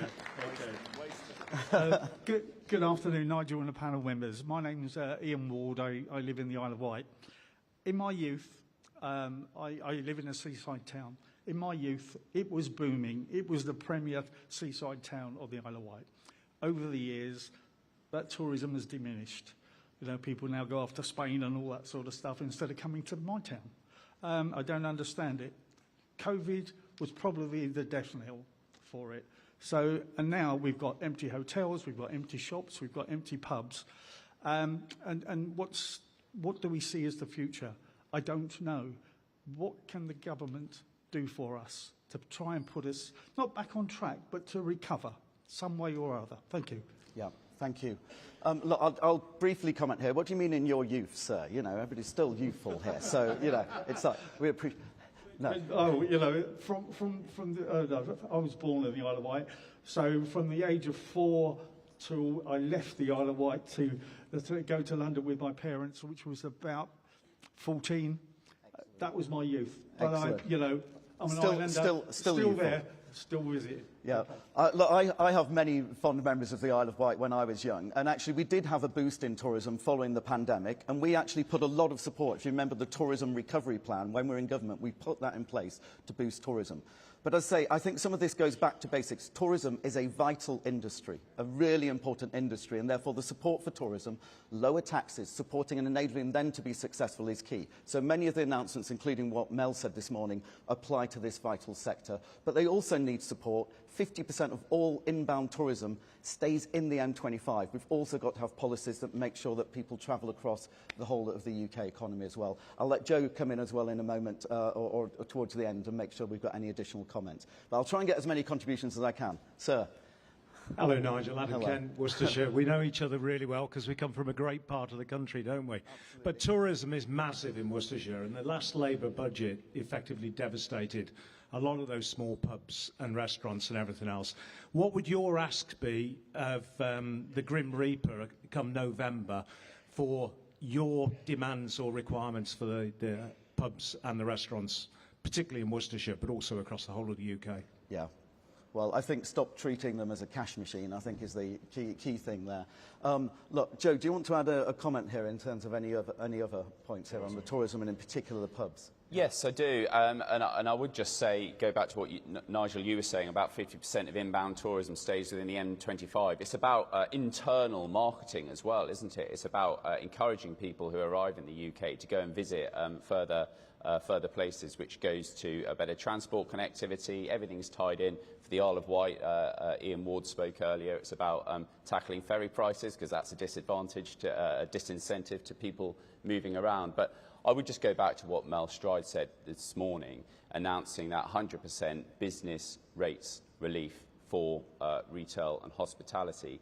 That is a meaningful difference that will be made up and down the country, wherever you are, to particularly businesses who are struggling within that sector, not just tourism, but retail, hospitality, pubs, leisure, across the board. That is a real Conservative tax cut to incentivise and power up those sectors. Yeah. And please sign up to the Save the Pubs campaign if you haven't already. You know, the Labour government took a penny off the pint, but they loaded this sector. DCMS increases in taxation, national insurance alone, to the tune of £2.8 billion. So they're really devastating all these sectors. Yes, sir, another face, familiar face. Hi, Nigel. Bob Davidson, South East Cornwall. We absolutely rely on tourism. It's our biggest industry in Cornwall. You're absolutely right. We need to get people out of the M25, get them down to Cornwall, keep our businesses going, keep our pubs going. What more can the government do? We recently had huge issues with Visit Cornwall. We need that combined thoughts on pushing for Cornwall and making sure that visitors come and our businesses survive. Yeah. Look, on that, I would say, of course, we tried to change some of the DMO structures, and we had a lot of help and support in that. And I'm really sad to hear the news about Visit Cornwall basically going under this week. But one of the reasons why it's gone under is precisely because these are sectors that do not operate with big margins. And when they're whacked with the business rate changes, where they're whacked with the national insurances and inflation-busting minimum wage increases, they don't have the money to contribute into these DMOs, into these bodies. So it's a factor of the public and the private partnership, which for a while was successful, and this government is absolutely destroying it. Yeah. Sir. Thank you very much. Rhys Benjamin from Harrow out in North London. Yesterday I attended an excellent Conservative Home panel on the night economy and lack of. It was the star guest there was Sacha Lord, Andy Burnham's former night czar, who has actually, he told us yesterday he left the Labour Party, so there's one to celebrate. But we were told about the panel that if closures in nightclubs continue at the current rate, there will be none left at all by 2029. So what can we do to salvage the night economy, especially in London? Thank you. Look, again, really good points. I think rather than repeat, I'd say this focus on the economy and the taxation is key. You know, so we can't have more nightclubs falling down, fewer opportunities to fall in love, and all of those things. So, look, you're absolutely making the right point. We back the nighttime economy. And by the way, when I've said earlier on we need tourism outside of London, it's London plus, not instead of. We need the extended, the average length of stay to continue. We want people to come from around the world. All of those things in the video showed that we are really great at these things. People are desperate to come here, but we're one of the most highly taxed visitor economies in the world. Right, I'm very keen to get a few more speeches or comments in, so we'll probably not respond, but I want to try and get everybody in who's now at the microphones. Yes, madam. Thank you. Cheshire East Councillor Janet Clowes. As we all are facing devolution in one form or another, how will we make sure in our principally rural areas that all our leisure, tourism and retail industries are respected? And if you fall in love in a pub, most people come to Cheshire East to get married. Thank you. Thank you very much. We'll take all the comments and then move in. Sir. Yeah. Central Staffordshire and former Oldham Athletic Director. Just wanted to ask what you thought the balance was between having some legislation against rogue owners, like we're seeing at places like Sheffield Wednesday, Morecambe, historically, etc., and allowing the market to operate freely in football. Mike Newton, former Oldham Director. Excellent. Well, I'll get Louis to comment on that in a moment, and also women in sport has come up as well, but I'll try and take a few more comments. Yes, sir. Thank you. Mustafa Dassio from Loughborough. There's a specific cultural regulation that's costing the economy billions in lost output, and it was hated by Margaret Thatcher. They're known as Sunday trading laws. I'm wondering if a Conservative government would consider reforming them, at least to some degree. Great. Thank you very much. I say we'll come back on some of these. Sir, another familiar. Jeremy Burnett-Ray of Wantington Didcot in Oxfordshire. My local tourist trap is, of course, the old city of Oxford, where there are two cities. There is the term time one and the vacation one. During the term time, you may see the old drunk in the corner of the pub not falling in love because he's the Regent's Professor of Divinity. During the holidays, you may see another kind of drunk in the corner of the same pub. They've come up to Oxford not because of our cultural diversity, but because of Harry Potter. Or at least that's what it appears. Every shop which closes down in Oxford is replaced by a Harry Potter tourist shop selling something which I can't describe politely in 4 letters at this conference. Can we please try to find something more cultural for our tourists than Harry Potter, please? Thank you. Okay, thank you for that contribution. And we'll come to the final two here and then just wrap up in a moment. Good afternoon. I met you earlier and you encouraged me to be brave enough to speak. So I'm somebody with a fine art degree, and in that wonderful video, obviously places like the National Gallery, etc. appear. What are the Conservatives going to do to encourage creativity, which is individuality, which adds to people's well-being and the welfare and economy? Now that's a question.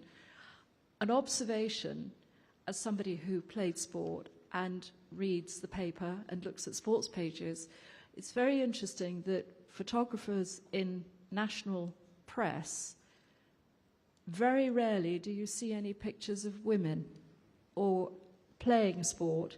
What can perhaps be done to encourage national papers, to encourage younger women to see role models in their papers? Thank you. Thank you very much. And we're going to take the final contribution here, and then we'll come back for some final comments. Good afternoon, Nigel. No question here. I'm just welcoming your 100% business rate relief for retail, hospitality and leisure businesses. I knock on doors and many of my residents have been complaining about it. Hotels are complaining about it. So well done. We need to save the British High Street, our pubs and our hospitality sector, and therefore that is a great policy. Excellent. Mel will be very happy. I think the answer to all of these comments and questions is vote Conservative, because we can't do any of these things unless we're actually in power. But whether that goes to local government or national government, let's make sure we can do these things, because we're the only ones on the side of these businesses and support these creative sectors. Louis, probably final comments to you, because we've got the question on what are we doing to help women in sport. So 2 messages from me, everyone, at conference. We have to support the Axe the Racing Tax campaign that has been up and running, especially for our rural constituencies, vitally important. We must continue to back women in sport. We've had the best summer ever for women's sport, amazing performances by the Red Roses and the Lionesses. The Labour government, we must continue to push them to continue to invest in grassroots girls and women's sport across the country. Yeah, and then the football? And the football, I think we have to make sure there's a sensible balance between competition and appropriate regulation. We believe that the government's got that slightly wrong, but we will continue to work constructively going forward. Excellent. And any final comments, Joe? No, just to say it's great to see tourism and hospitality has come up in multiple questions today, and great to see that Mel Stride clearly knew this was going to happen, so he made his announcement earlier this morning. Excellent. Well, look, can I say thank you very much. We didn't know how this was going to work, so I really appreciate the contributions. We had a lot more on Slido as well, I'm afraid we didn't get to. So what I would say is, please, lots of ideas, fizzing with ideas and suggestions, contribute towards the policy process. We welcome all of those inputs. We've got to get back in power. We've got to support business. We are the only unapologetically pro-business party left in British politics, and we need to make sure that everybody knows that. Thank you so much for your contributions today.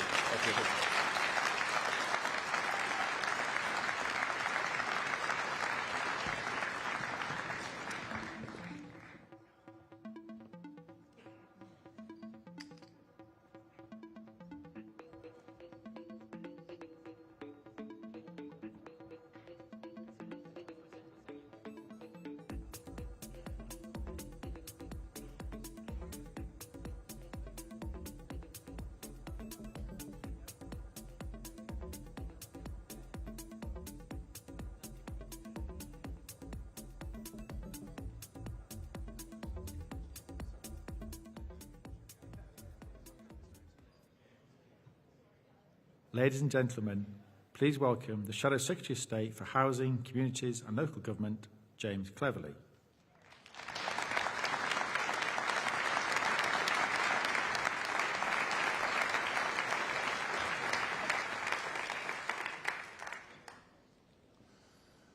Owning your own home should not be a luxury.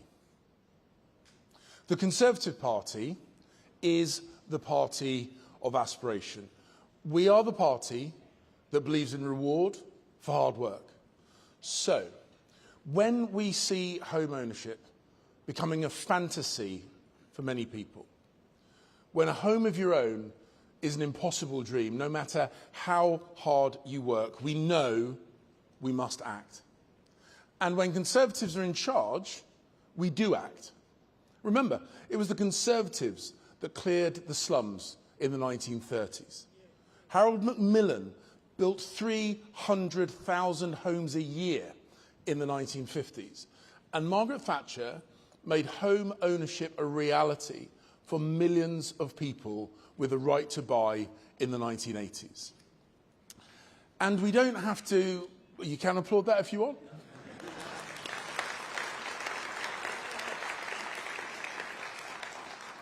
But the point is, we don't have to look at the distant past. Since 2010, Conservatives have delivered 2.5 million homes, 1 million of those in the last Parliament alone.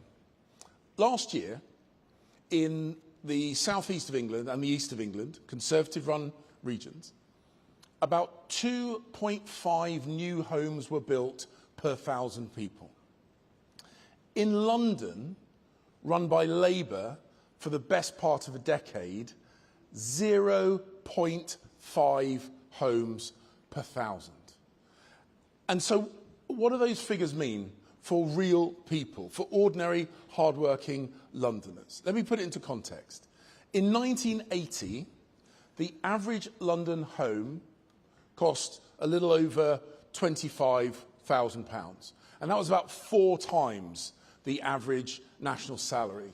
Today, the average home in London costs over £500,000, and that is 15 times the average salary.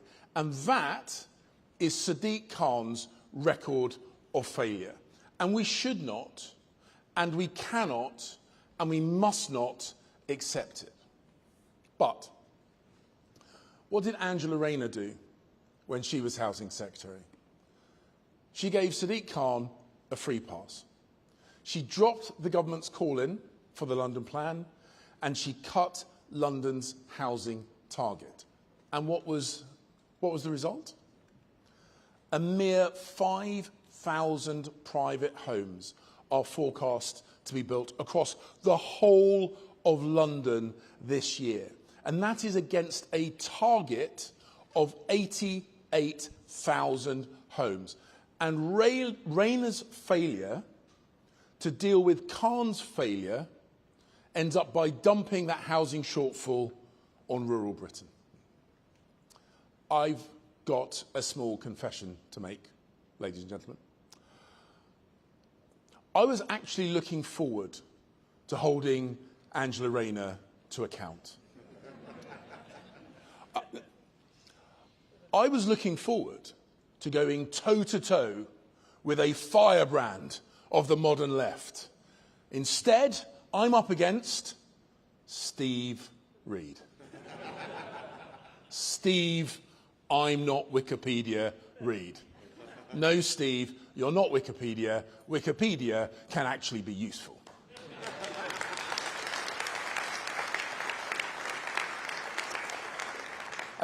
And let's remind ourselves, ladies and gentlemen, Steve Reed is a man who's just spent the last year destroying family farms so that he can spend next year concreting all over them. He wears a baseball cap that says "Build, baby, build," but in reality, it's "Block, baby, block," because he said no to new homes being built in his urban London constituency, where they are both needed and where they are wanted. And that's Labour all over, isn't it?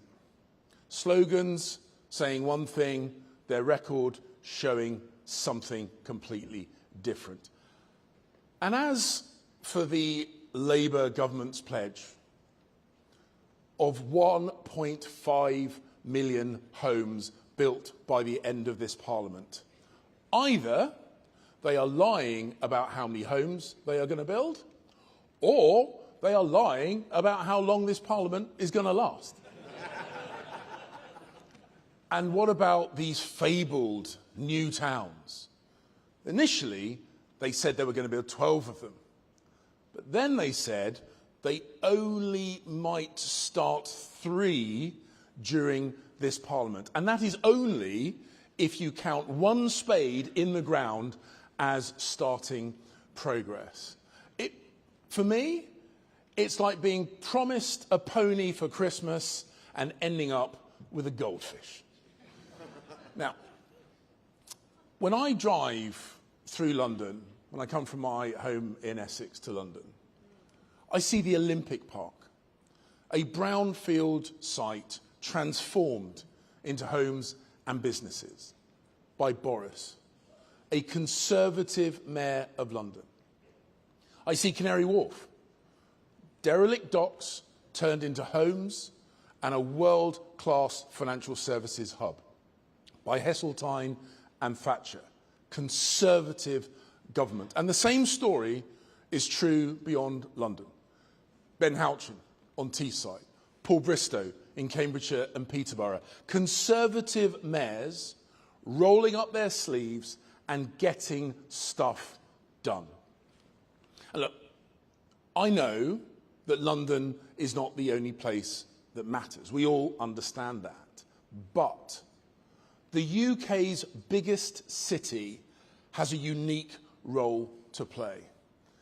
And the Labour Mayor of London has not and will not get a grip of the situation, which is why we need a Conservative Mayor for London who will get a grip.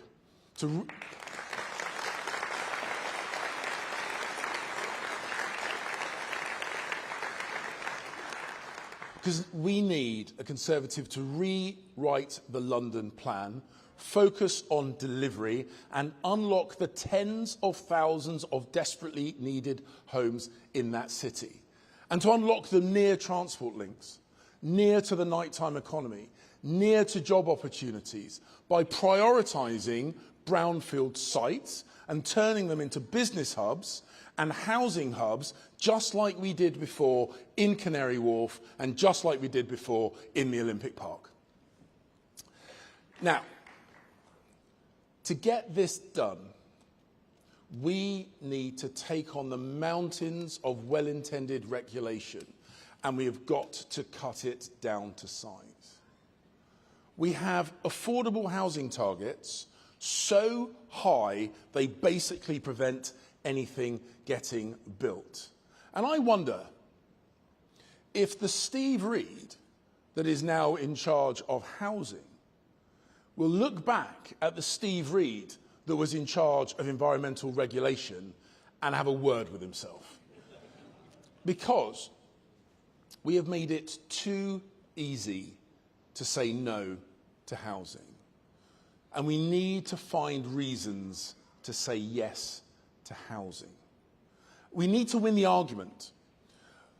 We need to make people want to say yes. Now, just so you know where I'm coming from, I reject the false choice between low-rise sprawl into the Greenbelt and soulless tower blocks. We can and we should build homes that are livable, that are attractive, that are welcomed by their neighbours, because beauty in the built environment should not be the preserve of the wealthy. It should be for everyone.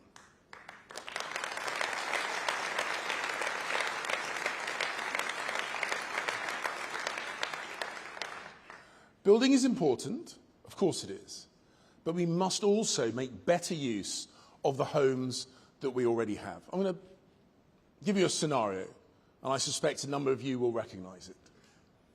In every town and city across their country, there will be roads full of empty nesters. You know the kind of houses I mean? Perhaps 3, 4, maybe even 5-bedroom houses, where the children have grown up and moved out, and there is now just 1 or perhaps 2 people living there. Now, I never want to force anyone to leave a home that they love, but we should make it much easier for older couples to downsize without punishing them with ever more property tax. Because encouraging downsizing frees up a whole chain of homes, helping the retirees and bigger families and smaller families and first-time buyers all at the same time. And that, ladies and gentlemen, is just common sense. And that is what should underpin Conservative housing policy. Common sense. Easing the burden of regulation, getting stuff built. Easing counterproductive taxation that stops homes being bought and sold. That is the Conservative answer. But compare that with the Labour answer. Even more taxes. They are hiking council tax by more than £11 billion over this Parliament, with more to come, through higher tax bands, through new taxes on family homes.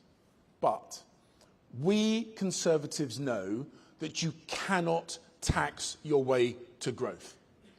Real growth comes not from the state, but from its citizens and communities that they build. And strong communities need a smaller state. And we know that strong communities matter. Many of you in this hall today are councillors. And you are in the front line working in and for local communities. You are the manifestation of Conservative values that people actually see in their day-to-day lives. and I want to thank you.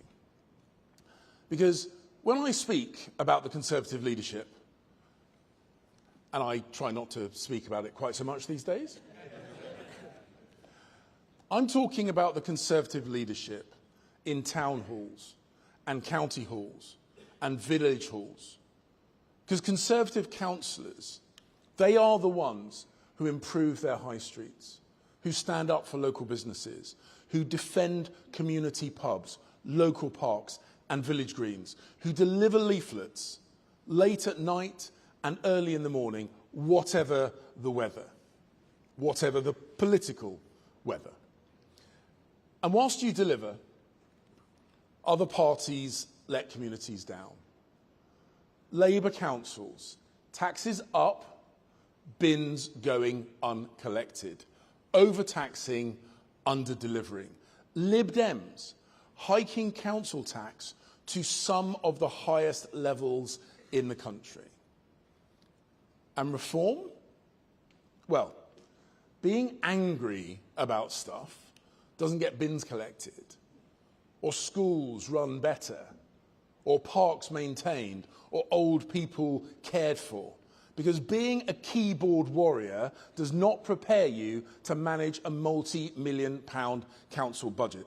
That is why they are failing and infighting wherever they get elected. So let reform chase the clicks and likes online, and let real Conservatives serve their communities. And in our party, we understand the difference.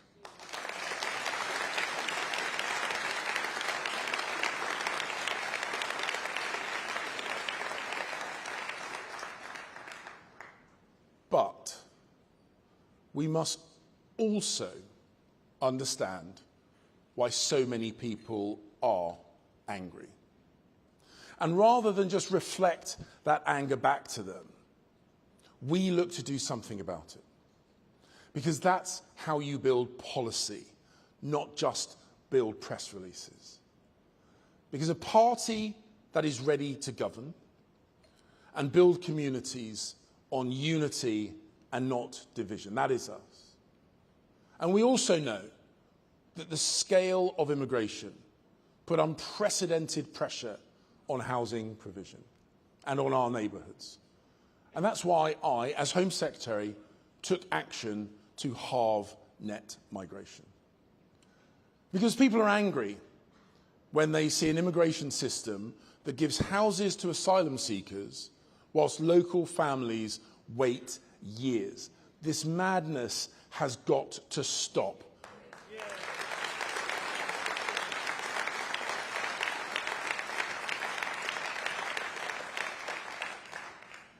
Conference, that is why we brought in the Rwanda plan that Labour scrapped as soon as they entered office.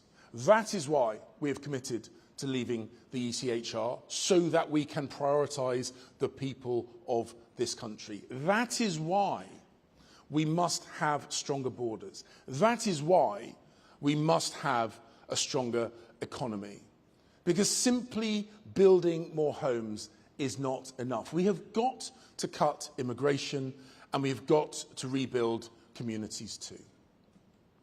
Now, the foundation stone for successful communities is the simple fact that we must all play by the same rules.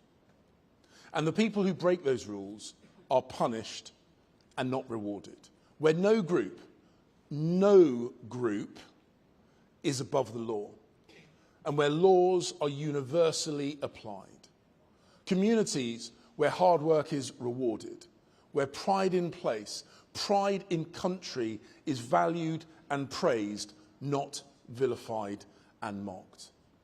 And a tradition of free speech. And yes, that does mean the right to offend. But the right to offend is not the same as a duty to offend. Because we do have a long-standing tradition of decency, politeness, and good manners. But we don't need to turn that tradition into law, which is why blasphemy laws have no place in the United Kingdom.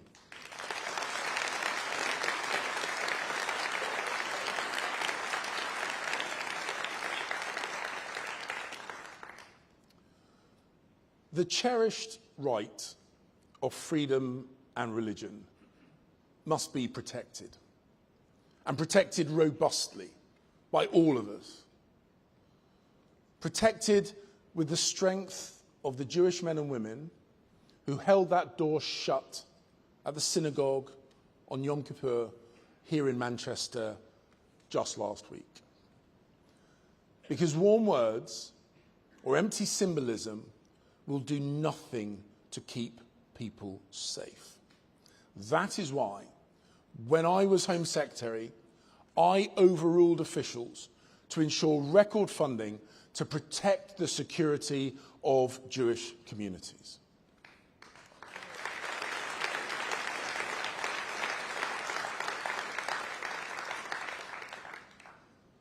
But we must do more. We must do more to tackle the growing challenge of anti-Semitism in this country. Much, much more. With the strength of our words and our actions.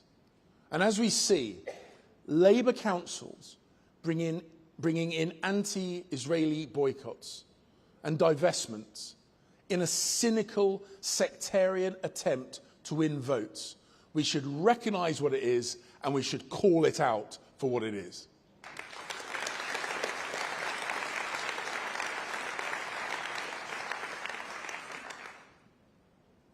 Conference, Labour is currently trying to jump on a patriotic bandwagon.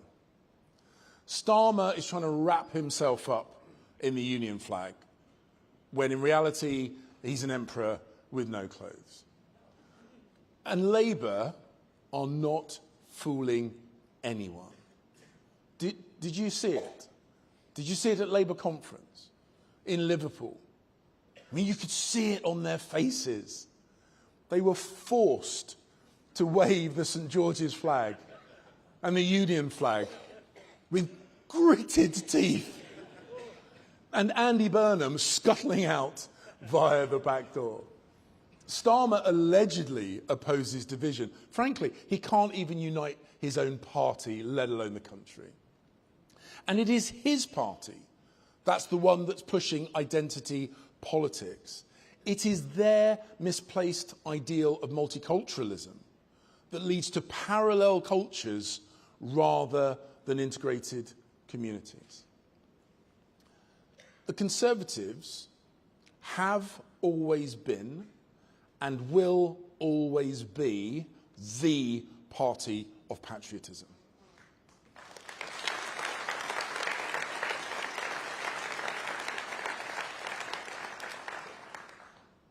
And more than that, we know the formula for success.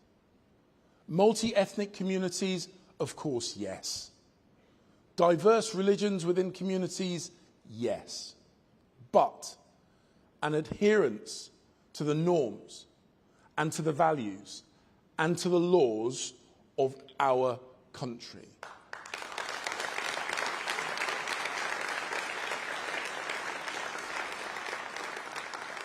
And that is how successful, integrated, sustainable communities are built. And that is what we should work towards. Bringing society together across class, across colour and creed. That is how we build trust. That is how we build strong neighbourhoods. That is how we make Britain a home for everyone who is willing to play their part. Conference, I was chuffed when Kemi asked me to take on this role. Because fixing our housing crisis and restoring pride in our communities are two of the biggest challenges that we face. And the simple truth is Labour does not want to fix these problems. And reform cannot fix these problems. But we can, and we will. We will build more homes. We will build stronger communities. We will build stronger borders. We will build a stronger economy. And we will restore pride in this great country once again. Thank you. Thank you very much.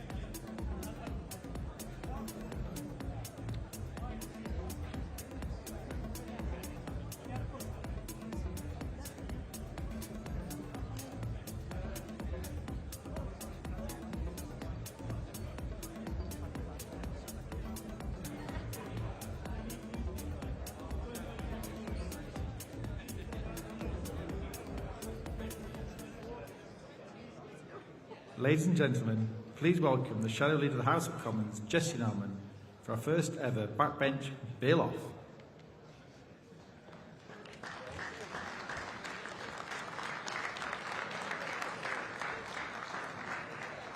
Hello, ladies and gentlemen, and conference. What a delight it is to see you all. I'm Jessie Norman. I've got the great joy of being your host for this first massively innovative and immersive experiment in popular democracy, the Backbench Bill Off. And what a delight it is to be able to address you and also to have with me a stellar cast of grumpy judges who are going to give each of these bills the kind of attention and care that they deserve in the following 40 minutes. We've got a fabulous array ahead of us, chosen for every possible political taste and policy area. But before we get started, can I just remind you that we will have a vote at the end of the session. So if you haven't got the Slido app on your phones, please download it immediately and you'll get a chance to vote.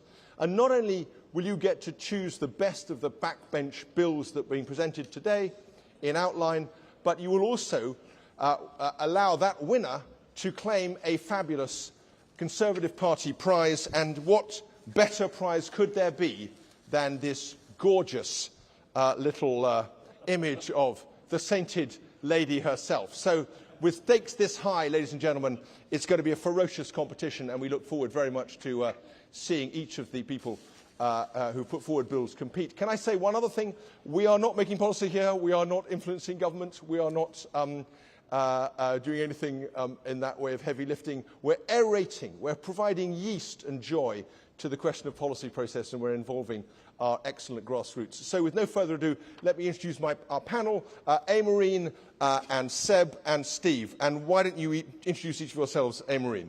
So I'm Aimareen Raza. I'm the Vice President for the National Convention and the Vice Chairman for Conservative Policy Forum. In my first life, I was an architect, and now delivering on renewables and growth. Fabulous. Seb? Yeah, I'm Councillor Seb James. I'm a county councillor from Worcestershire, and I'm quite involved with the Young Conservative movement now. And Steve? Thanks, Jesse. Stephen Warwick, North East CPF. Business background, communications, public affairs, and a startup, so I know pitching, and hello. So a fabulous array of expertise and geography and background. Now, can we have our first backbench bill? And that's from Alexandra. Please come up to the lectern and give us a 2-minute pitch. Alexandra.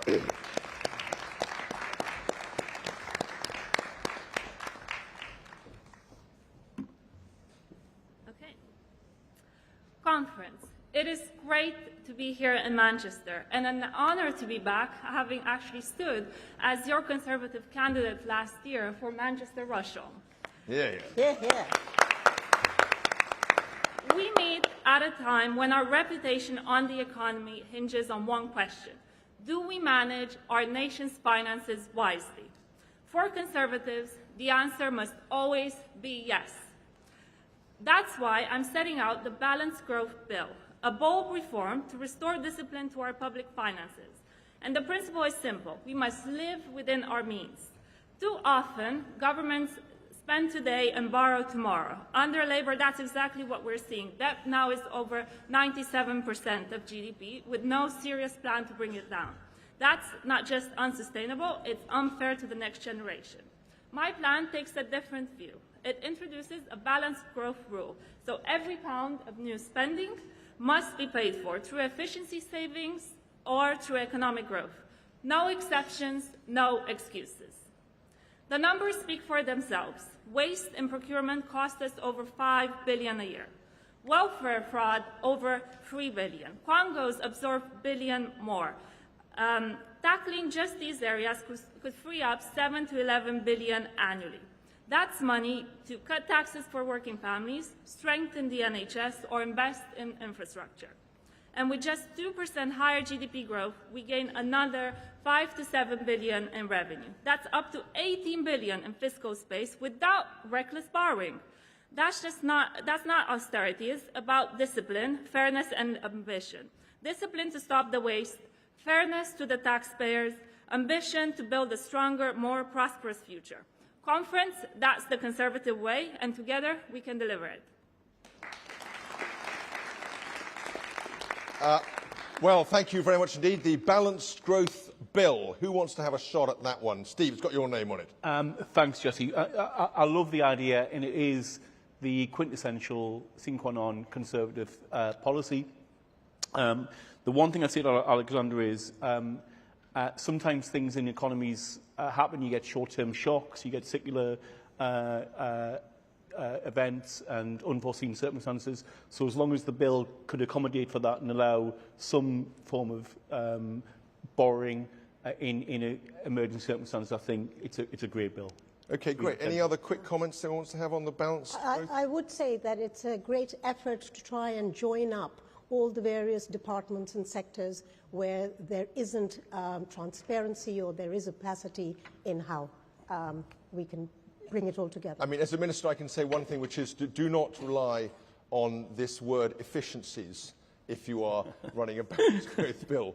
Rely on actual cash savings because they're actually real. Okay, that's brilliant. Thank you, Alexandra. Let's crack on. We're now going to go to Matt on the Unemployment Benefit Requirements Bill. Matt.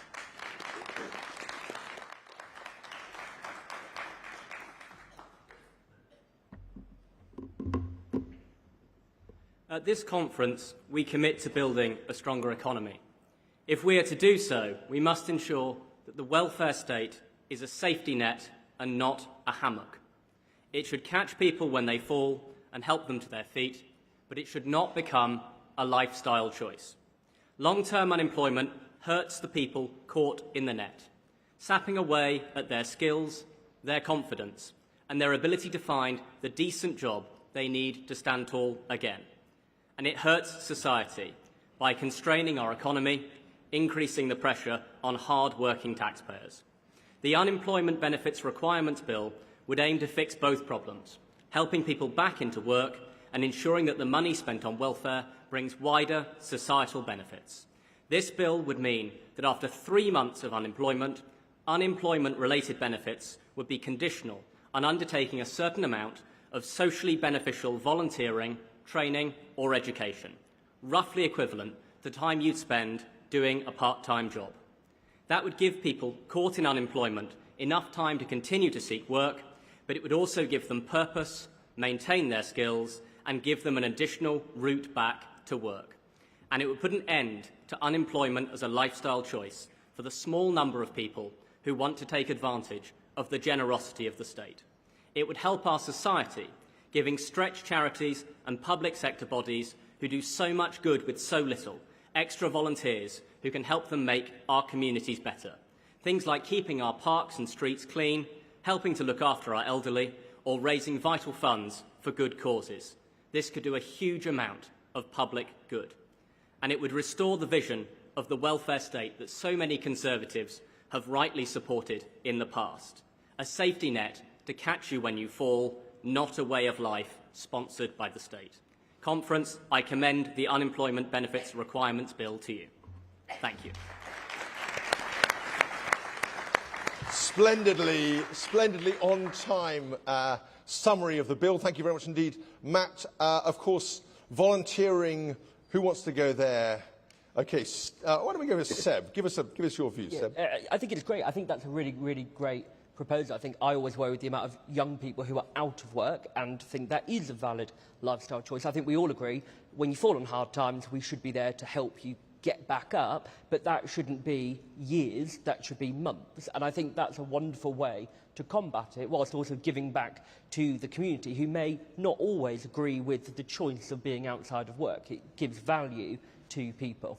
Also, isn't it important to intervene quickly? Because actually, when people get into the habit of being out of work, then all kinds of bad things escalate from that. So, quick intervention. Steve, your view? Just one quick point. The spirit of the bill is excellent. The purpose of the bill. The one caveat for me is, do we have the right delivery mechanism in Job Centre Plus? Is the capability there to actually deliver that and put people in the right directions would be my right, so they'd have to grow a capability, probably quite a good thing, to embed those local Job Centre Pluses further into the voluntary community that they're serving as well. Maureen. So exactly to your point, Steve, talking about how we can build the pipeline for the charitable sector, being able to deliver professional, young, active members who can actually get involved in the community and then benefit from it. Amazing Fact Conference, you all know this, but few other people do, which is that if you volunteer, it is an enormous health benefit to you and a lifestyle and well-being benefit to you, as well as a massive help to everyone around you. A fact that somehow seems to have dropped out of the public debate over the last 20 years. Let's crack on with our next bill. We're going to go to Steve with the very excitingly named Patient-Controlled GP Access Bill. Steve.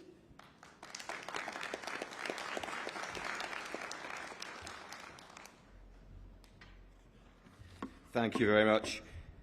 My name is Steve Smith, and among other things, I spent 6 years running GP practices in the NHS.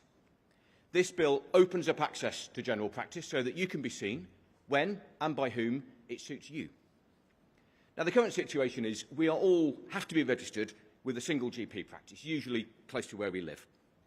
That GP practice is paid more or less a flat fee for having you on their books, whether or not they ever see you. And they own and control your medical record.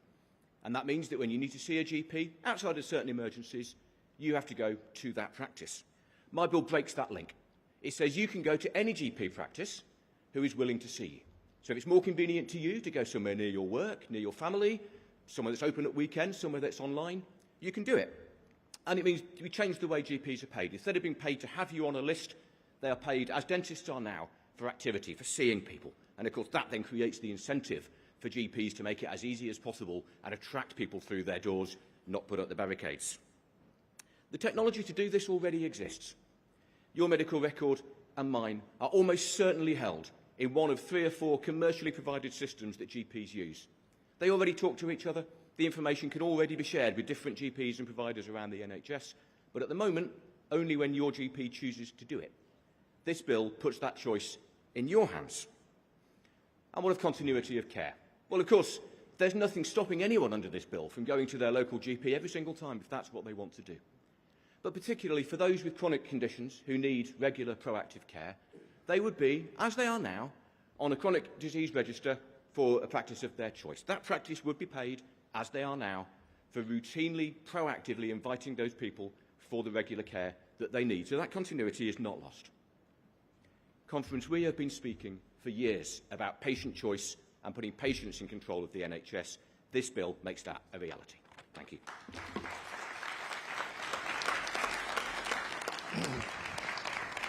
OK, patients in charge. How often have you heard that before? We've got a method from Steve of putting that into action. Maureen, you wanted to go on this one. So, yes, I'm a chronic asthmatic patient, so love the idea. Thank you, Steve.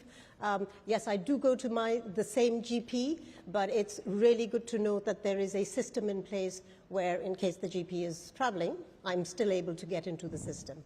And I love the activity-based solution and not... Yeah, thank you. I mean, of course, we want GPs to be available in places as well as sensitive to more demand and more patient need. How do you balance those things off? I don't know, Steve, whether you've got a view on that. Not an easy question. Not an easy question. And I think it refers back to my point about job centres before. I think we need a culture change in the primary care sector in GP practices as well. I think it's embedding that culture change that they may not be seeing as many patients, but they could be actually doing more good. You know, they could be doing health and well-being work. They could be doing preventative work as much as actually the patient treatment. So, and being able to be seen at a place of work, or if you're on holiday in the Cotswolds or in Yorkshire, you can see a GP there and have that continuing care when you're away from home. I think that's an incredible thing, so I like that. And I'm saying that as a Steve. I'm not showing any bias to a fellow Steve. I just think it's a good idea. So, Quite. Seb, did you want to come in? Or? Yeah, I think the only thing that I really picked up on, because I represent a really rural patch in Worcestershire, and the amount of people that travel out of their area to go to work, and they will email me frantically saying, I can't get a doctor's appointment because I have to travel 40 minutes away. That is spot on. You've just nailed that 100%, and I love it, personally. Of course, you'll get tremendous opposition because anyone leaving Herefordshire will be leaving these superb GP practices in Herefordshire. Aimareen, did you want to come back on some of that? I was just wondering whether one can loop in community pharmacies. That was my only area as an asthmatic patient. Right, we've now got James Windsor-Clive, splendid Herefordshire name. James, welcome to the stage. You're going to tell us about the splendidly named Pot for Life Pensions Bill.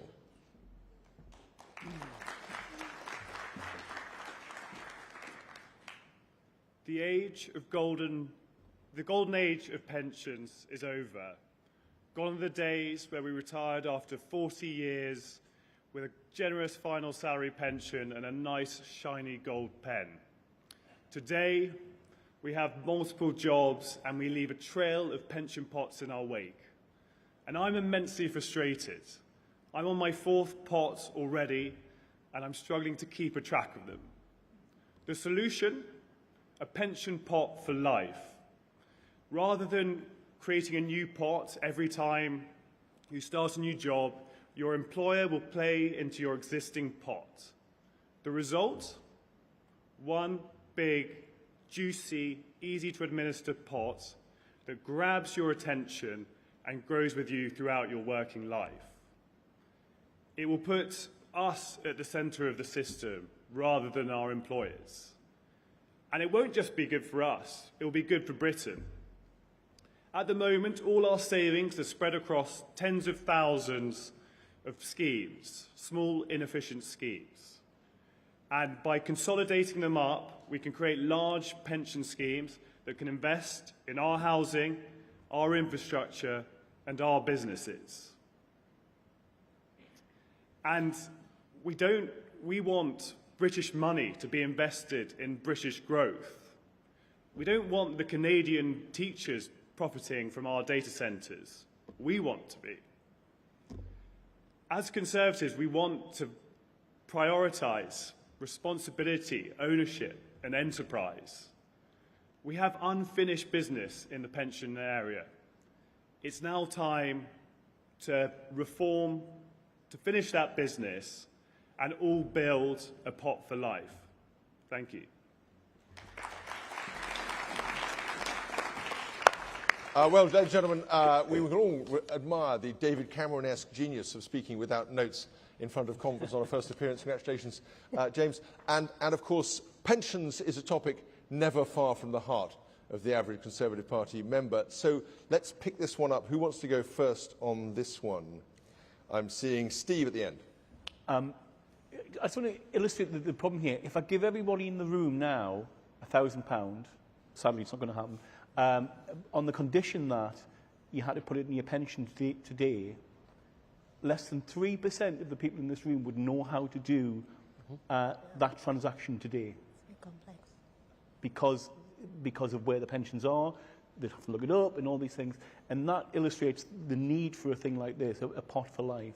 And then, you know, the amount of times people change work, it's massively in need. I'm completely in favour of this. So it would be essentially like a pension, almost an ISA type available pot. Absolutely. But you would then fill up. But, you know, as need arose. As someone who works as a consultant, as a contractor, I work in Comms Public Affairs. Right. Sometimes I work as a freelance or a contractor. The big issue with the pension reforms we've had under our government is that the employing body gets the mandate where your pension contributions go rather than having it to your own pension if you vehicle. have an employer pension. Yeah. And that's the issue with you. So you then have to do the admin of relocating your employer contributions to your own pension pot. And when you change jobs, and then it's all the hassle and Brilliant. So I'm Aimareen. massively in favour of that. Yeah. So the consolidated pension pot. Yeah. I think it's important that, and we talk about it, choice. It's our choice. We decide that one consolidated pot that we then. But the consolidation has a fundamental human purpose as well. It's the motivation. Yes. Knowledge is power. So if you know how much you have in your pot, and you look at, you know, am I on track for at 30, at 40, at 50, it has a subtle mind shift of actually moving you towards the goal of saving more for your retirement.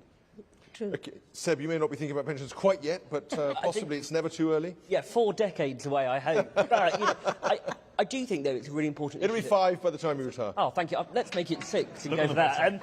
I talk to young people all the time who have no clue, and I do think there is an education piece around this, that our school system doesn't teach people enough about pensions. But in one part, there's no excuse then to lose money, which we don't want to do in that retirement age. So 100% I think it's a great idea. OK, brilliant. Let's crack on, ladies and gentlemen. We're about halfway through our session. We've now got the superbly named Norman Hunter to come and talk to us about the Four Nations Bank Holidays Bill. Norman, I've always admired your work with Leeds United. Thank you so much for gracing us with your presence. Norman Hunter from Chester North and Neston Conference. My proposal is that the party, on returning to government, adopt the official position of introducing 4 bank holidays across the United Kingdom. The new holidays would fall on what we normally call patron saints' days: St David's, St Patrick's, St George's and St Andrew's.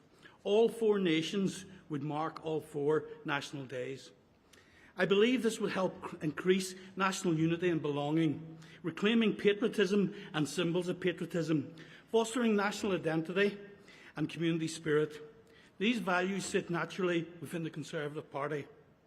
St Patrick's Day and St Andrew's Day are already official holidays within their respective nations.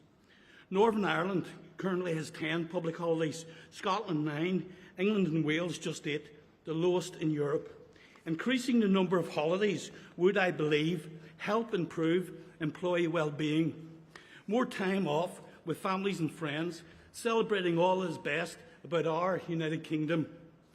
The new holiday days would also stimulate local economies by increasing spending in sectors such as hospitality, tourism, retail and recreation. Many amongst us might say, what is the cost to industry? It will have a negative impact on the economy and cut GDP. However, I say more bank holidays wouldn't hurt the economy. It will strengthen them. France and Germany have more public holidays than the UK, yet remain economic powerhouses. Japan, known for its innovation and discipline, has 16 national holidays. We must acknowledge also that some will think, but these patron saint days are based in Christianity and may be at odds with a multicultural Britain. I stand before you as an atheist with a Northern Ireland Protestant loyalist background, who will always like a bit of crack on St Patrick's Day. I will always have a wee dram and a haggis on the 30th of November, St Andrew's Day. Conference, in closing, bank holidays enable people to take a day off work to enjoy hobbies, take trips and get together with family and friends. Let's reclaim our national pride. Let's give our hard workers more holidays. Thank you, Conference. Fantastic. Pulling people together through national holidays. Where do we go with that? Who wants to pick up this one? Seb, you look like a man who's excited to talk about new bank holidays. Yeah, any excuse to go to the pub more often. I mean, you know, if Labour go this way, we'll have no pubs for the bank holidays, but we keep going. No, I think it's really important, and I do think, you know, when annual leave is so precious, I think the idea of having something to celebrate your culture and your background and other cultures and really unite the United Kingdom, I think is only ever going to be a good thing. So, no, I'm 100% behind that one. Steve, Emerine? I think it increases tourism, it brings communities together. That's where we are. Worried about the economic effects? Don't I see France, Steve, trying to cut down on the number of bank holidays? That's a major source of strikes in France now. I think we shouldn't shy away from this in terms of there is greater productivity in France and Germany and they have more holidays. JP Morgan said, I can do 12 months work in 9 months, but not in 12 months. You know, rest and repose are important in productivity, and I think we should embrace that. And there's no reason why celebrating all 4 public holidays couldn't mean we could lose one of the other bank holidays. Oh, okay. You know, no. It's didn't see that in a proposal. Okay. You know, it's so I'm all in favour. It's the perfect Conservative bill. It achieves the aim of strengthening the union without costing anything. Gotta love that. Okay, thank you very much indeed. Now we're going to go straight to a great favourite of the hall, I'm sure, which is William, who's going to talk to us about the Police on the Beat bill.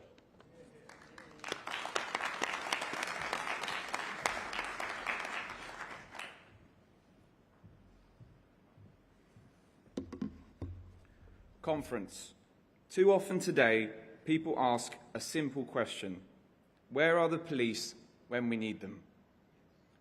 Burglaries go unsolved, car thefts are written off, violent offenders walk free. And yet, officers are being asked to spend their time recording so-called non-crime hate incidents. Paperwork about feelings, not fighting crime. This bill is about putting the police back where they belong, on the beat, protecting the public.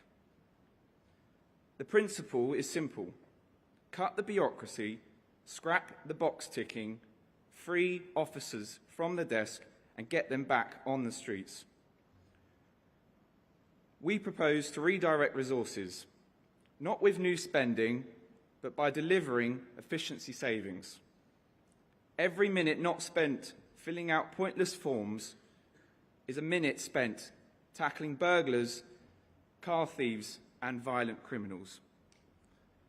This isn't just about numbers, it's about trust. A police force that people see in their communities, that responds when crime happens, that focuses on keeping us safe. That is how we rebuild confidence, that is how we restore order. The Police on the Beat bill means more officers in our neighbourhoods, fewer criminals on our streets, and a safer, stronger and united country. Conference, it's time to end the paperwork and start the policing. Let's back our officers, trust the public and put crime where it belongs, behind bars, not behind a desk. Thank you. Fantastic. Thank you very much, William. Now, panel, what do you make of that? It's a tough sell. Yes, because I am a little concerned about funding. Okay. However, I do feel that one can look at community neighbourhood watches engaging with police officers that we anyway have limited resources in getting police on the beat. So I'm just wondering whether we can have a combination instead of... But don't we want, if we're going to take William's bill seriously, we're going to want a much more root and branch reform, right? Because you don't, each bit of paperwork is attached to a bit of law or, some other thing. So how are we going to deal with that, Steve? I think that's absolutely true, Jesse, and I think the key thing about this bill is it addresses one of the big challenges now, which is a Timmy's concern, which is the politicisation of the police force in terms of choosing to deal with social media complaints rather than burglaries and street crime and things like that. And I think the beauty of this bill would be it would be very popular actually with a lot of frontline police officers as opposed to the management. And I think that is how Conservatives should be approaching law and order. Clearly, as you say, I think the common thread through a lot of these bills is I think we're going to need public sector reform of the delivery services to achieve bills like this. But, I think it's an excellent idea. Absolutely. People join the police in order to fill in a lot of forms. Yeah. Right? They go off to it. They want to do it in order to catch criminals and, take thieves. Seb? Yeah, 100%. A few of my friends are police officers, and they tell me that the majority of workplace incidents is, writing cramp from filling out all the forms and typing on computers. We need to get people out on the street. I think Will has capturated that perfectly. And I think, we were promised a named police officer in every neighbourhood. I don't know how that's coming along, but I do think people want that. They want to know that we are safe in our communities. Very good. Thank you. Lachlan, you've got a fantastic bill, the British Independence Energy Bill. Come and tell us about that.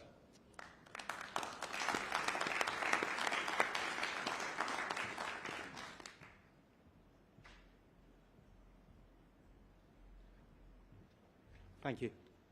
Conference. Britain is paying the highest energy prices in the developed world. Our businesses are being crushed, our economy held back, our families left footing the bills because of the failed policies of Keir Starmer and Ed Miliband. And it's not just our economic security that's being undermined, it's our national security too.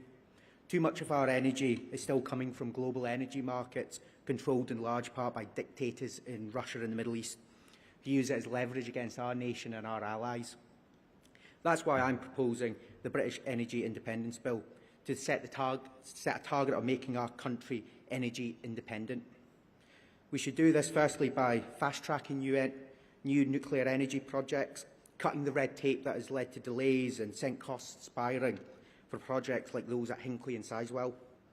We know that nuclear is reliable, clean and British, and when it's built, it's popular. I've seen this firsthand in my home county of East Lothian in Scotland, where despite nationalist opposition, local people still want to see Torness nuclear power station replaced and local jobs secured. Second, we'll restart the North Sea, granting new licences for domestic oil and gas production. It makes no sense at all to be importing energy from abroad when we have it in our own seas. As Kemi said last night at the Scottish reception, drill, baby, drill. And thirdly, I think we should launch a British nuclear energy bond, giving the public the chance to invest and benefit directly in our country's energy future. Every pound should go into building those new nuclear power stations, renewing the grid and securing British jobs. Let's make energy independence a truly national mission. Conference, why should our foreign policy ever be held again ransom by hostile regimes abroad? Why should businesses and families be left to count the cost of Keir Starmer and Ed Miliband? With energy independence, we can keep the lights on, keep our bills down and put Britain back in charge of its own energy future. At this conference, our party is already saying we'll take back control of our laws. We should do the same for our energy. Thank you. Thank you very much, Lachlan. And you start in a brilliant way by acknowledging that there is no problem to which Ed Miliband is the solution. Let's go to you, Steve. I confess I have an interest in this field. I'm on the board of a clean tech startup. The one thing I would say to Lachlan is it's great to increase power generation, but one of the things we must consider is, as Conservatives and conserving the environment, is that we can generate more power and still conserve the environment, by which I mean power generations for decades have used the atmosphere as a free good. They've been pumping carbon dioxide in the atmosphere. So we need to look at that. And the other thing I would say is small modular reactors, brilliant, something that Rolls-Royce, British industry leads in.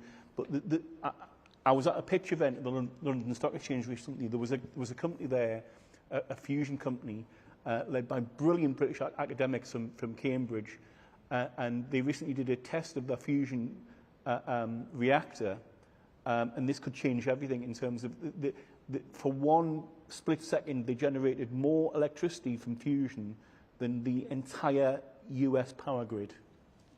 And that is British technology developed by British boffins who the point I'm trying to say is that there's still a lot of innovation in Britain, and we can use that to harness and create new industries as well. So massively in favour of that. Now, panel, if you don't mind, we've got 4 more bills. I'm keen to get them all in, so we're going to crack on rather than take any more. Ladies and gentlemen, can I just remind you, Slido, download, get ready to vote. We're going to ask you to vote in a few minutes. We've now got Kyle, who's going to talk to us about Remembrance Sunday.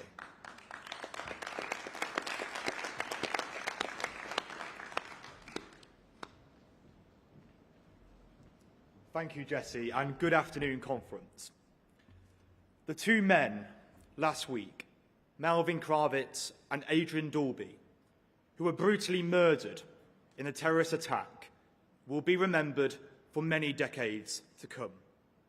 And my thoughts are with their families and the Jewish community during this awful time.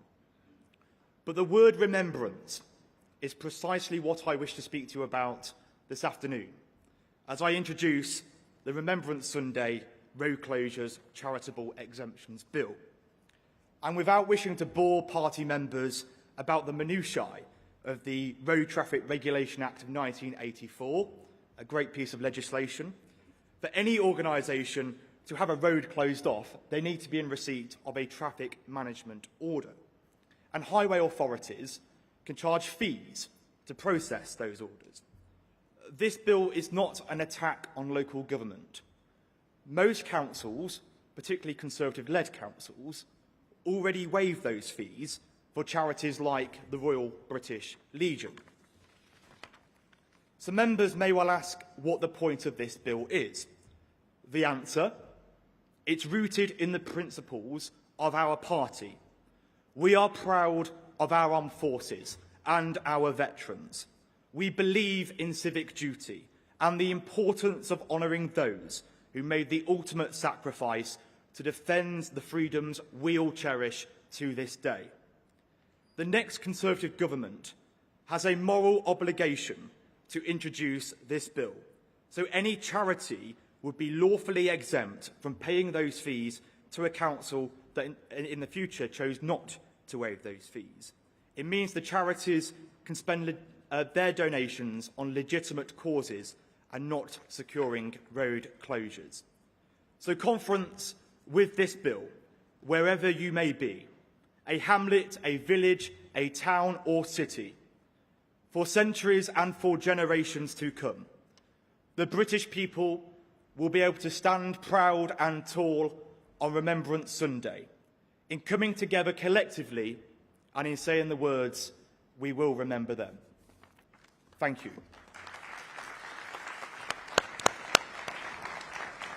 Okay, panel, quick response. Who's got a thought about I think Remembrance it's a Sunday? brilliant Emery. idea. I think trying to get the charitable sectors that need the support we need, the exemption should be in place. I'm a great supporter.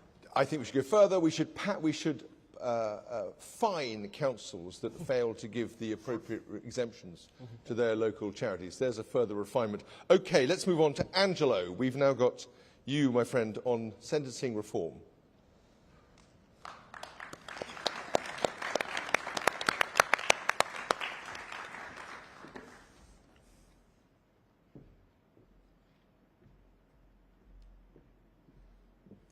Good evening, Conference, and thank you very much for bearing with me on what is quite a dry-sounding bill, the Sentencing Reform Bill.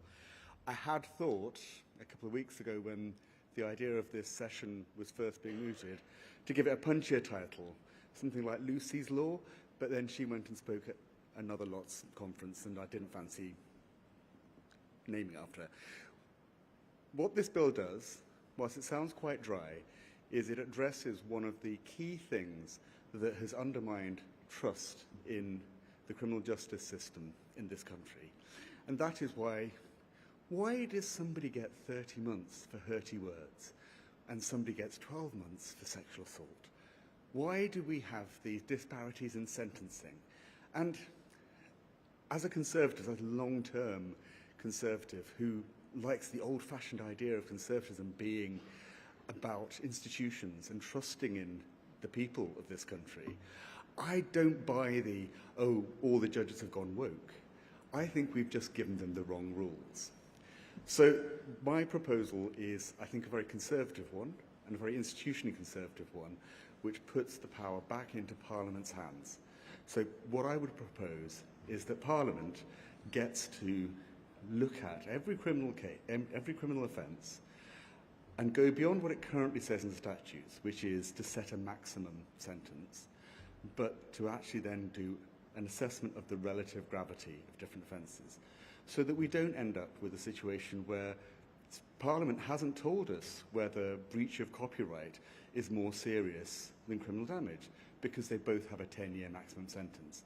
So the Sentencing Council just fits in sentencing around that 10-year limit, which gives you very odd and perverse results, as we've seen. So it's a fairly wonkish bill, which will look unfriendly to read, but it will have a huge impact. Thank you. Thank you very much. Quick thoughts from the panel?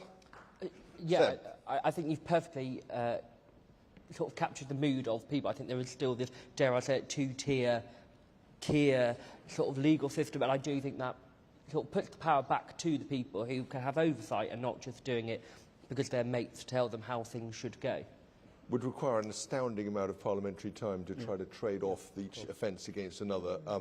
Steve, you've got a very quick response. I'll be very brief. I think Angela was underselling himself there. I think this is a very timious thing, disparity sentencing. I think people are interested in this with all the miscarriages. And I'd like to see this go further, get rid of the Blairy Supreme Court and bring back the law lords the supreme governing body in Britain and the overseas territories. That's what we need. So it's okay, excellent. Thoroughgoing legal reform. That's what we expect from a panel. We've got 26 seconds left. Just time to call Josh, ladies and gentlemen. Be fast on your sliders.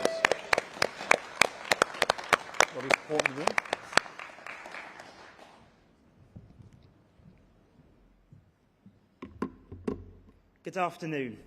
Our armed forces are some of the best in the world. And this is only natural that they ensure a high-quality supply of recruits.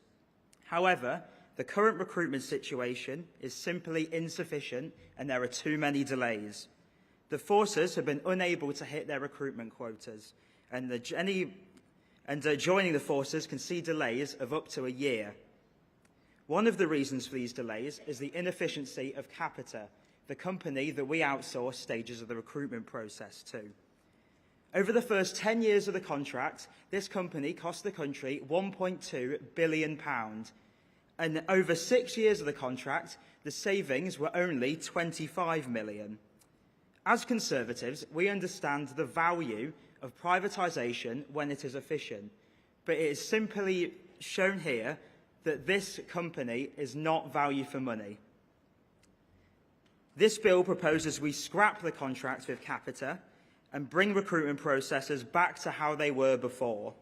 Anyone should be able to book an appointment or approach a recruitment station, have a basic medical checkup on site with clear options with what they can do. All accepted recruits should have the opportunity to join any branch of the armed forces, choosing a role after basic training or being assigned one. Parliamentary research has already shown that 90% of cost to Capita are over only 2 contracts, which the forces currently rely on. If we scrap these contracts, these cost savings by ending them can be used to refit through recruiting in-house personnel, new servers and marketing. It is estimated that savings within only a few years can be up to £200 to £400 million. The world is not getting safer, and with hostile states like Russia testing ours and NATO's airspace, it's important we have an armed forces to defend our isles.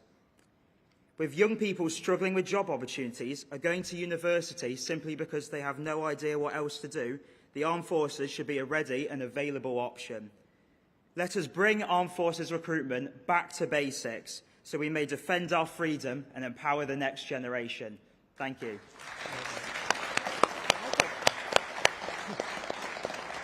Okay. Quick response from the panel. You're about to go and join the army, Seb. I'm definitely not going to join the army, but yeah, they're a great idea, and I think it's great for young people to have a viable option. Excellent. Amory, did you want to come in? Streamline recruitment. Streamline recruitment? Yes. I love it. Just because Capita is a private company, if it's a monopoly, doesn't mean sufficient. Yes. Let's use technology to save money and put it in the forces. It's getting some thumbs Brilliant. up. Of course, in Herefordshire, we understand the armed forces, so you're not going to do better than that. Okay, ladies and gentlemen, we've had an amazing array of interesting pieces of potential legislation. We've had Alexandra on balanced growth. We've had Matt on unemployment benefits and conditionality. We've had Steve on patient-controlled GP access. James on pots for life pensions, Norman on 4 Nations bank holidays, William on police on the beat, Lachlan on police, British independence, energy bill, Kyle on Remembrance Sunday, road closures, Angelo on sentencing reform, Josh on armed forces recruitment. I only wish we had time for Mustafa on Sunday trading laws. I apologise very much to him. He can have a chance to lobby the panel afterwards. Can you now put your hands together and think about what Slido vote you're going to put in, and then we will choose the winner based on that and give this magnificent Thatcher-themed prize to the winner. Fingers on buzzers, ladies and gentlemen. I'm waiting for the backbench, the backstage team to give me the advice on the winner.